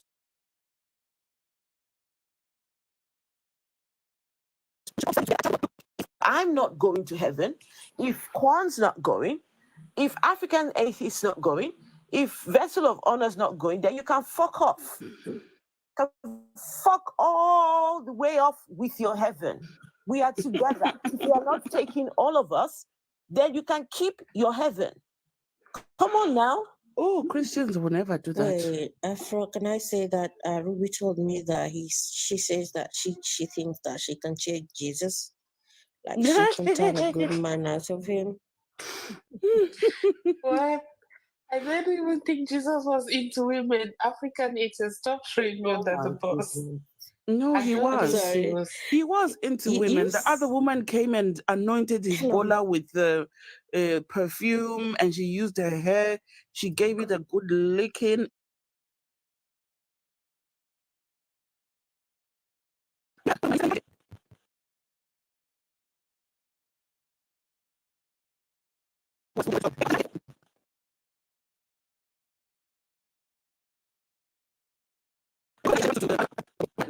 And leave him. That's why he said he was without the first stone cast it.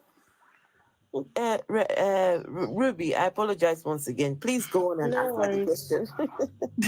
Wait, my God is a black woman is here. Hello, my God is a black woman. Okay, Ruby, go on. Yeah, so my answer is still no. Religion will not help us come together. I think the thing that would help us come together is like if we really sit and think or sit to look, we have a lot of similarities. Honestly, not a lot, but we have some that we can work on. Like culturally, there are still a lot of things that their ancestors took over and went there. Although it's been modified, you can still see traces of Africa in there. Like for example, some of the food, the way they make their food, some of the tradition when someone is getting like when someone is unalive and you want to like put them to rest, like they do some of the things that we do back home. Like there's just a lot. If we sit to think and look like we're going to find a lot of similarities. Those things will actually bring us closer. But like if we keep picking on the tiniest things that are wrong with us, we're just going to keep drifting apart. But religion is not going to make that easier either way. Yeah. Thank you. Black Jesus, are you there? Black Jesus. Black Jesus right here. Just trying to Afro, make sure I slay the demons in the comments. What? Godless Reggie. Afro. And you getting Hold on, burnt down I in them forgot Black comments. Jesus.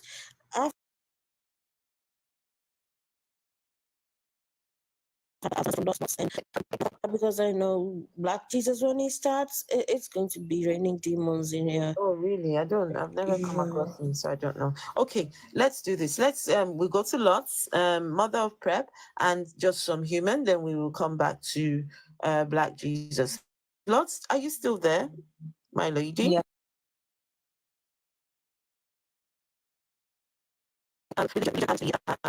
The conversation we're having, what do you think?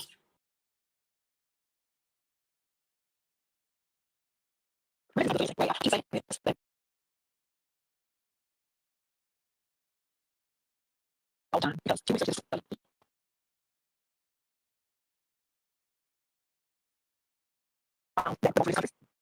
doing the worst in every measure. It isn't good for anything but control. That's all it's for. That's it. It doesn't bring anybody.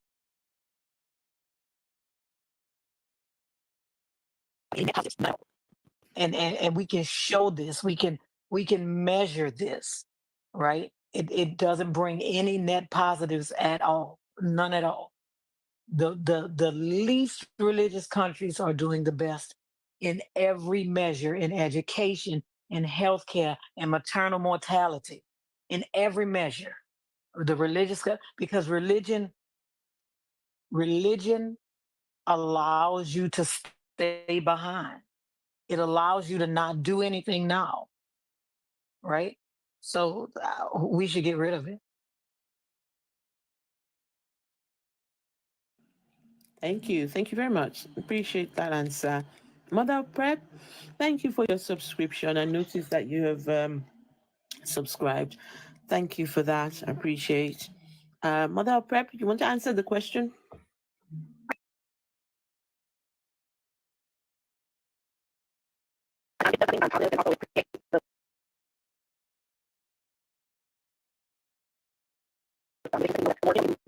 With unity, but it is the antithesis of unity because it creates so many different ways to break us up from each other. Through religion itself, it can separate those who are religious from non-religious, and especially with the fear that it creates for those who are not religious. I think someone mentioned the term demon earlier. All of these different superstitions that it allows for religious people to separate themselves from others who can help them. And then also it creates the division, even within the religion, of men and women. Also, those in the LGBTQ community from others. It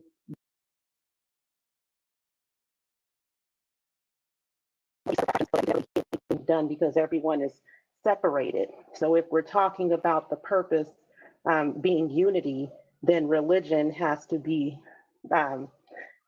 we know that we can't necessarily get rid of it because people are still heavily indoctrinated, but I think a secular approach is the best way because we tend to have a more open mind to other people.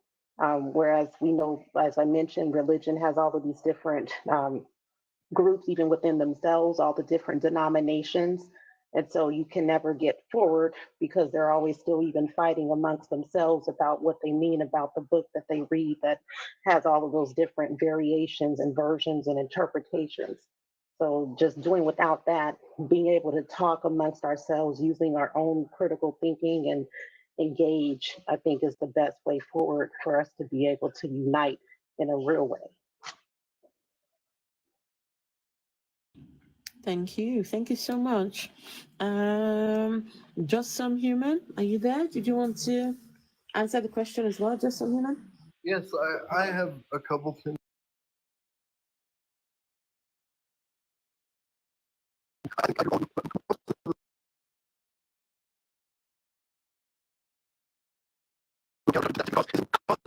People to come up and say they were genuine and want to back the cause, but then they feel imbued by religion to stay in when they know it's kind of like it'd be a backwards disingenuous situation. Basically, you'd have a lot of high numbers at first, but your cause would be bled out by the fact that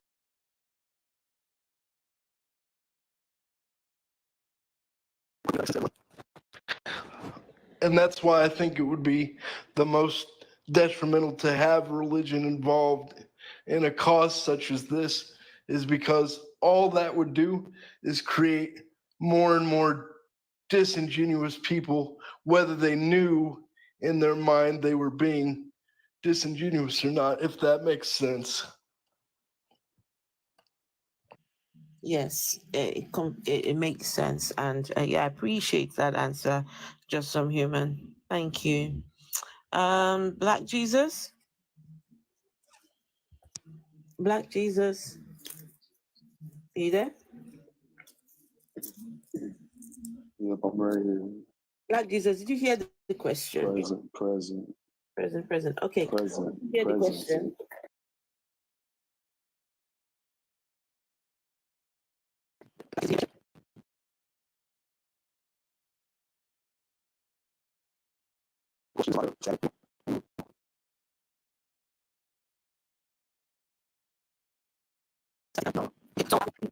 So we're having a conversation about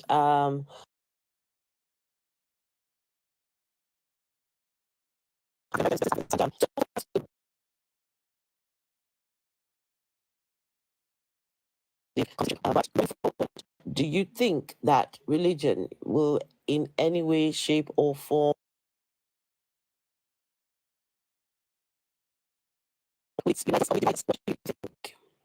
No, religion needs to be dismantled. Religion was created by the Roman Catholic Church.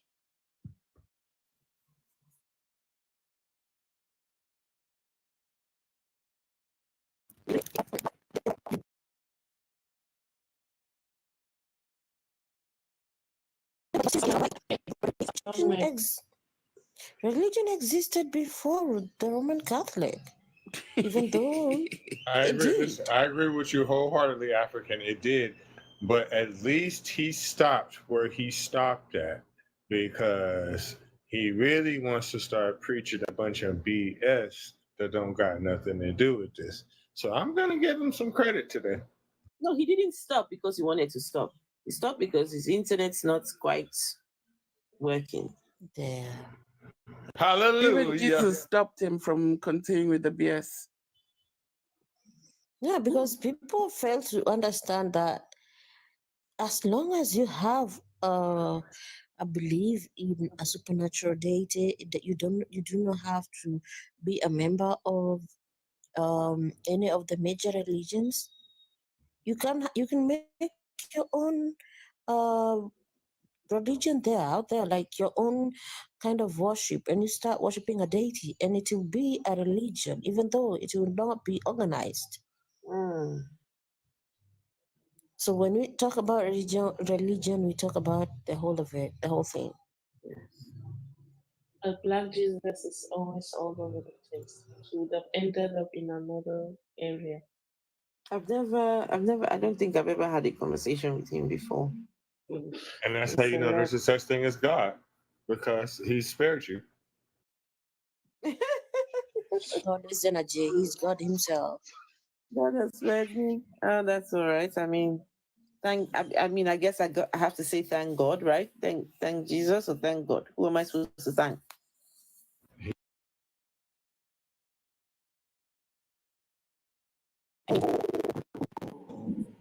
He's about to bolt. One of those. Right. He's It's about up there with one of the worst ones too that I've ever heard. He has no sense at all. Trust me. No sense. Oh, there's a few not. Let's Please. also That's my remember. conviction.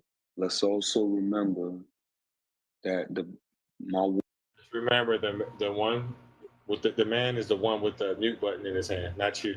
Remember that.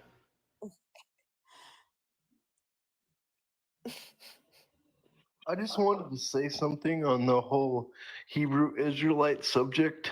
Are you sure you want to do that? No, not anything positive. I'll put it that way. I had experienced one of those streams, and I just I don't know. I found their direction to be like so cultish driven. That's all I wanted to say. Like a lot of double speak and not really staying on point. And it was a very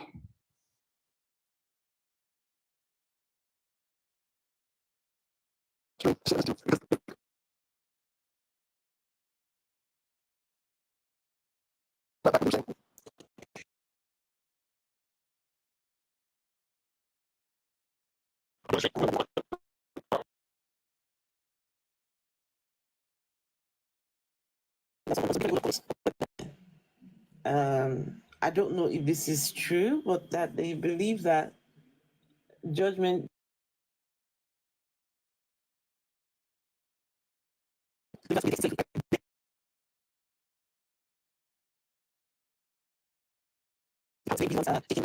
people as slaves, and they can do whatever they want with their women and their girls, and they will have 7 women to one of them.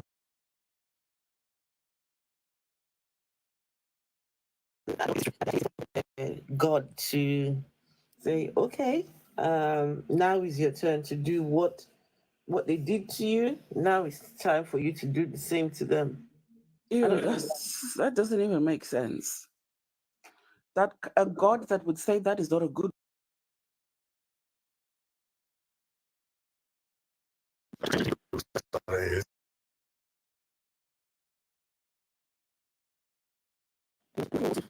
Identify with. I don't know. You go and read the book. Go and read. You see how. I think it's just another way that traumatized people cope with YT supremacy, and I think that's why it has that appeal, especially.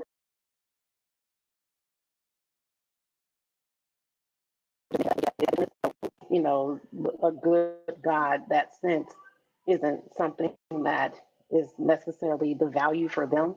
They're looking at more of a vengeful God to avenge them of their enemies.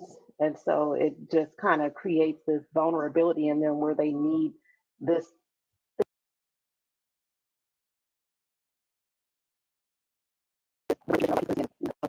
that they have, in all places where we end up. And, it's another vulnerability of traumatized people who have not received any healing for the trauma they faced. Like, this is just another symptom of trauma. The development of these religions that are more vengeful in nature. Facts. Because again, like I said earlier, it pays to disassociate yourself with blackness. It pays. I don't care.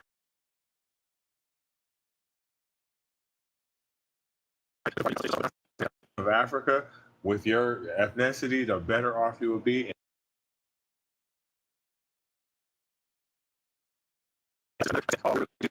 Oh, we're the real Hebrews.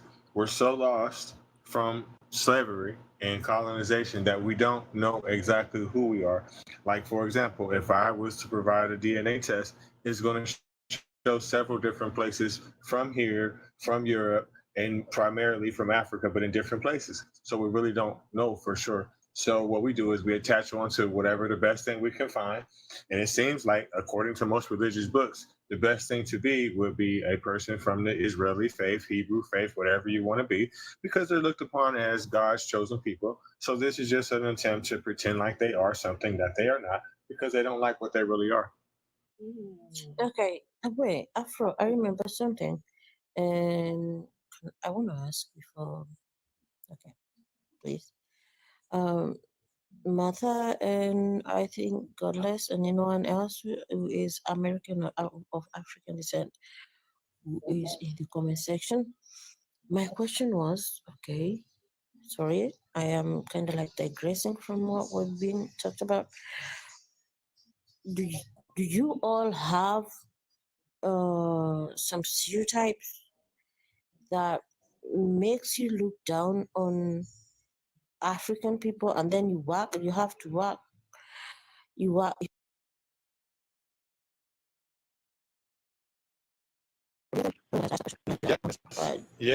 have that. Yes. Yes. have-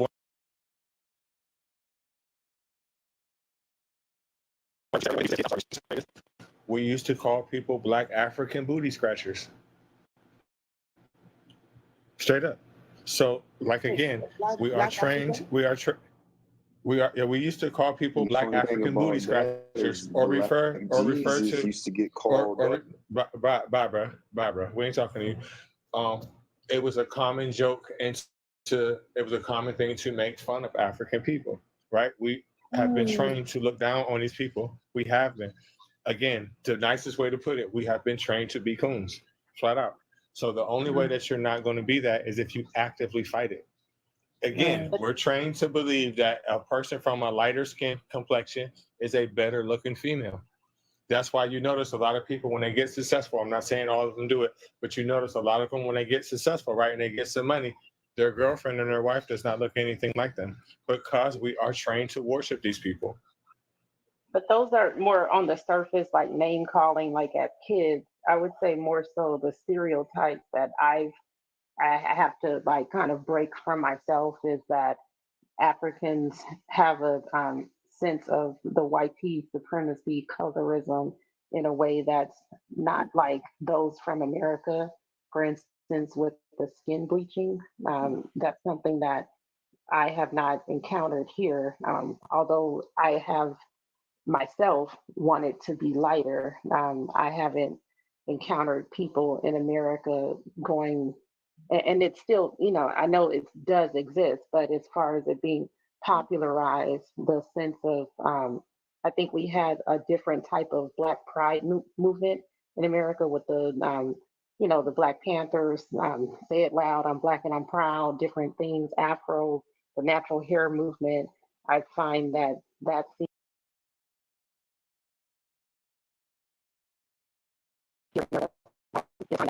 it did not happen in Africa, whereas right now I'm now seeing more Africans taking more pride in their hair, but it seems like that's happened later. So I think the impact of white supremacy as far as self-acceptance of skin color and acceptance of hair texture has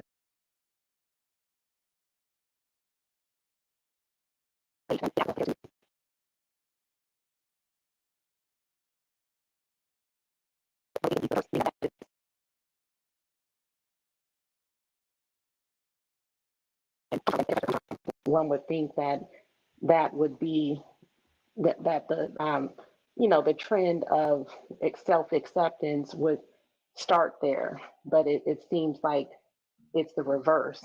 So that's a stereotype that I would say is, that there are some Africans that engage in skin bleaching, that hide their hair. And then another thing would be the religion, that they are ultra religious. Um, so those are, I would say, the stereotypes. Anyone else notice how much TikTok Shop is plugging the skin whitening soaps and creams? No. If you just go into TikTok Shop and just type in I don't know, what's that soap called? Turmeric soap with konjac acid.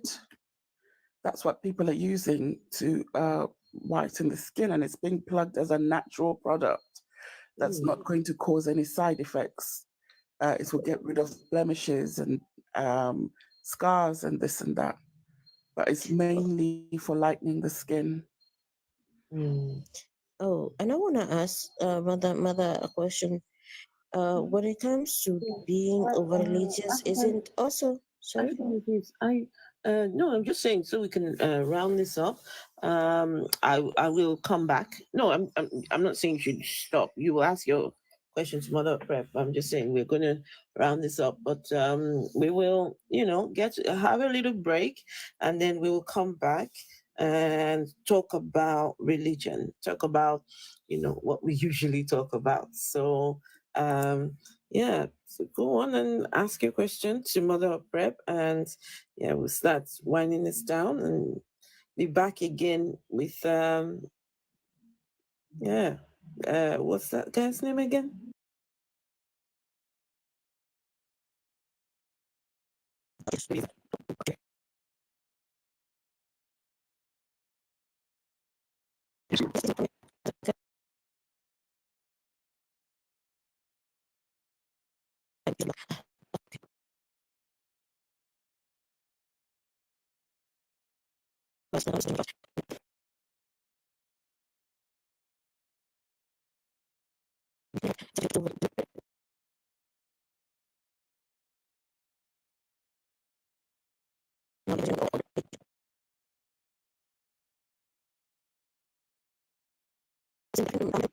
African descent over there, are they not also so religious? So No, I didn't. Right, I didn't mean that in the sense like when I say that it's a whole. Like I would say, like the nationalist movement. I see it happening more with people who are not American when it comes to religion. Like there.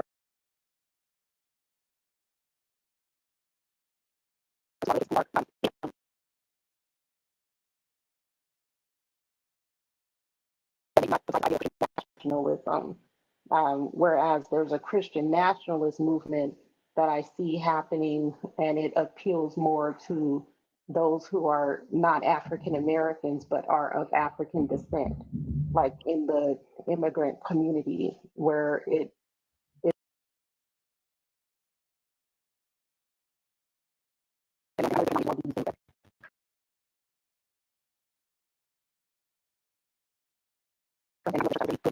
evolved, and our politics were very different from.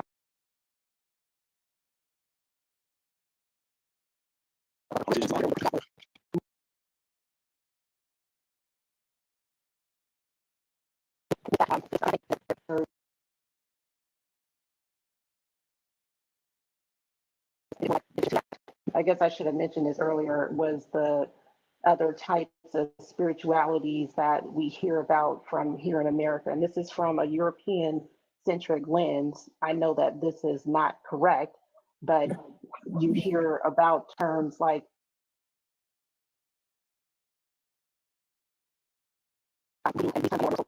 derogatory and from an ignorant lens.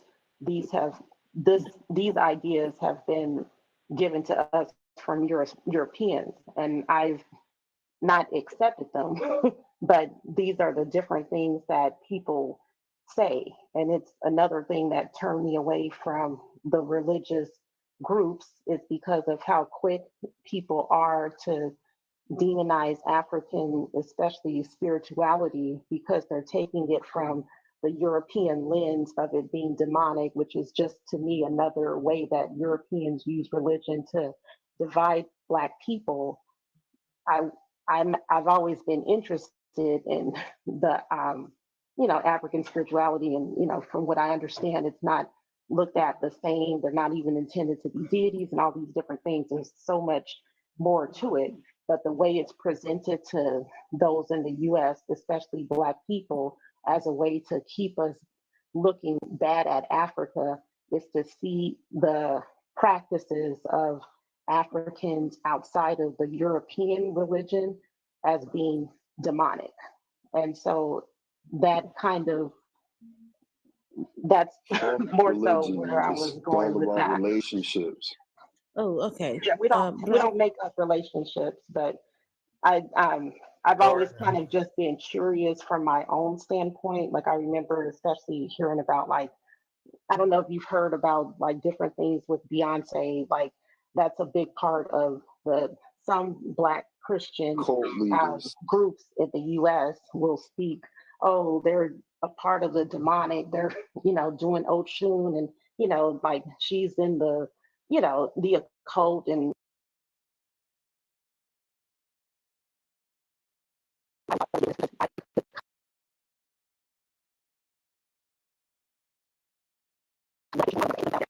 but I've always just been curious to know what people who came from the continent are practicing and what their beliefs were before these religions were imposed on them, what the actual, practices were.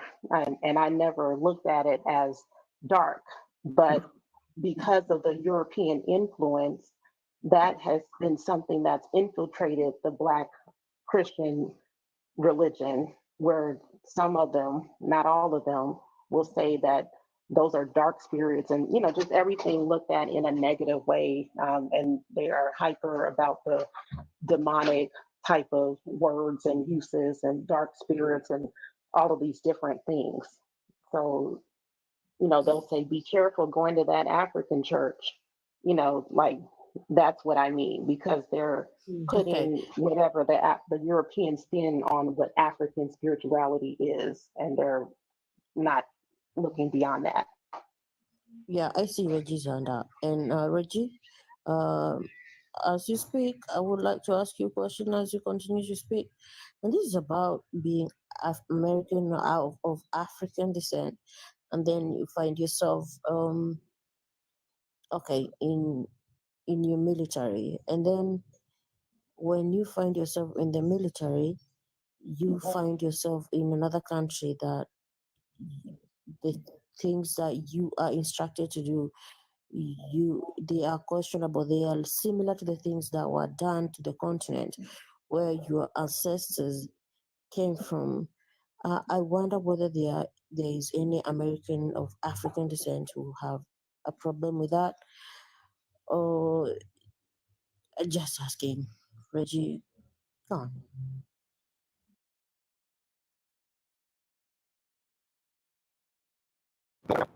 Wouldn't involve myself because, again, when you grow up here, there's things that they don't tell you. You have to go outside the box and look. I like to always speak on the Palestine situation. If you don't look into it, you will be under the impression that these people over there, the Israelis, are just victims of all kinds of stuff. And when you know the real truth of it, it's different.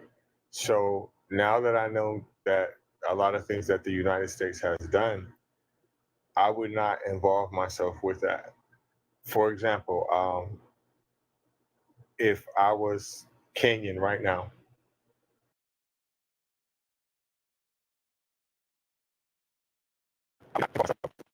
in that situation in Haiti, I wouldn't do it.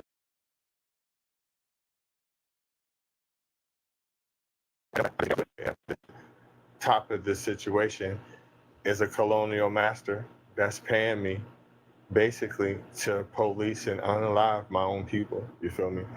But if I did not know this and I'm a 17 or 18-year-old kid, yeah, you're probably all about Go USA and these people didn't, because this is what they teach you as a child. Oh, people.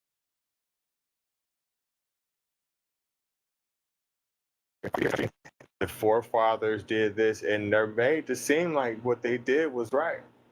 But now being an adult, I know that you did that to the natives. You came over here and stole it, and you committed all kind of genocide. But growing up here, they teach you to read the Pledge of Allegiance and things like that, and they put it in your brain that this is the type of person that you need to be. It's in our Constitution and stuff like that to bear arms. It's a part of us. This is the type of people they teach you to be. So until you get out that mindset and start realizing what's right and what's wrong, then of course you're going to go along with it. But to answer your question, no. Not knowing now what I know now, no. But before, yes, I probably would go for it. Okay, can I clear something? The people who are sent to Haiti right now, they are not even military. They are normal local police, like the cops, normal cops, and it's not like they were given a choice. Our president, the president we have right now, they were not given a choice. They were like, we are picking you and you and you and you. And we are not for it. Not a single Kenyan is for it, because we know how Haiti is right now. And what everybody is worried about is that what we're going to get back is the kids that were sent there, they will come back in boxes. That is what everybody else is worried about, because our president sold them out for whatever he was getting for the aid he got, and he's going to probably steal that money. And secondly, he has no right to go and invade another country like that. And also, those men that were sent there, they are not qualified. I can tell you for a fact, Godless Reggie, they are not qualified. They are normal police that just do normal policing, who probably some of them cannot even run 100 meters without, what do you call it? Losing their breath or something, struggling to breathe. I can tell you for a fact. So we hate that shit. Right now, this man is one-time president. He's not getting another term. I Okay, want guys. to answer that other question too. What was the last question you asked her? I just forgot what it was. I want to, if you, I wanted to wind this down, and then we come back again for, subjects on. But if anyone has any last words, any last. I can't remember what African just asked her. I wanted to answer it. That's why I was raising my hand. I just can't remember what the question was. Oh, it was about the For me negative. is, everybody, can we please tap? If we all tap, double tap nonstop for 2 minutes, we'll get to 100K likes. Please, guys. I know the question African just asked. I think she asked, when was the last time when was the last time you came? Please, I was being a good girl at that point. I thought that was the question you asked. When was the last time you came? No, the question was very innocent. It was about the negative stereotypes. Do you think that there are people they are Americans of African descent who are walking around with those prejudices and that they have learned and have not even worked to try and deconstruct from them? See, I think that was the question.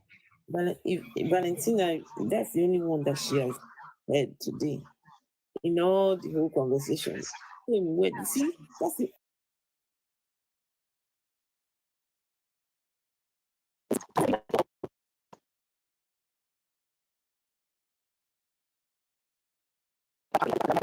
In a lot of the Feed the Children commercials and stuff, like someone mentioned the kids with the flies in their eye, different stuff like that.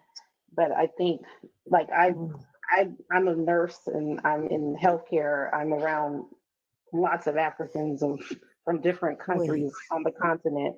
So Mother, please. Just for a minute. I'm sorry, just for a minute, because I know Afro is wants to start this life. Reggie, do you think that there is Americans of African descent?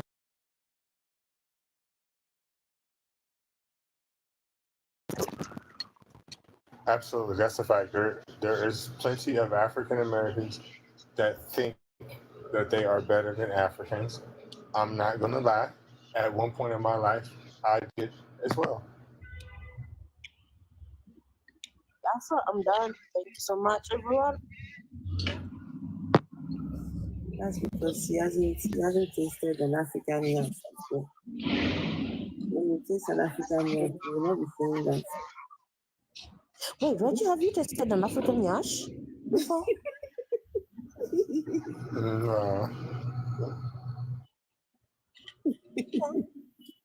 You're missing out.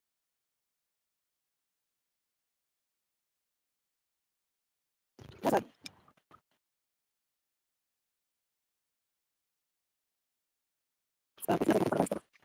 don't know. I was getting ready to guys. Listen, we will come back in.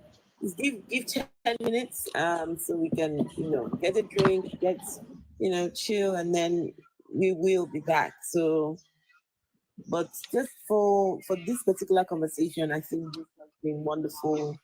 I appreciate every one of you. Light Dogma, if you don't mind, I mean, we'll be back in 10 minutes. Yeah. If you would like to come back. Can I say I appreciate you, Afro, for hosting this live today and this topic, and Reggie for coming up with the topic, and everybody else, Ruby, Vesa, and everybody else who have participated, and Yes. lots. Yeah. Thank you I for appreciate agreeing you. to do it. So Reggie, this is for you. Thank you guys for having me up. It was great. Reggie, this is for you.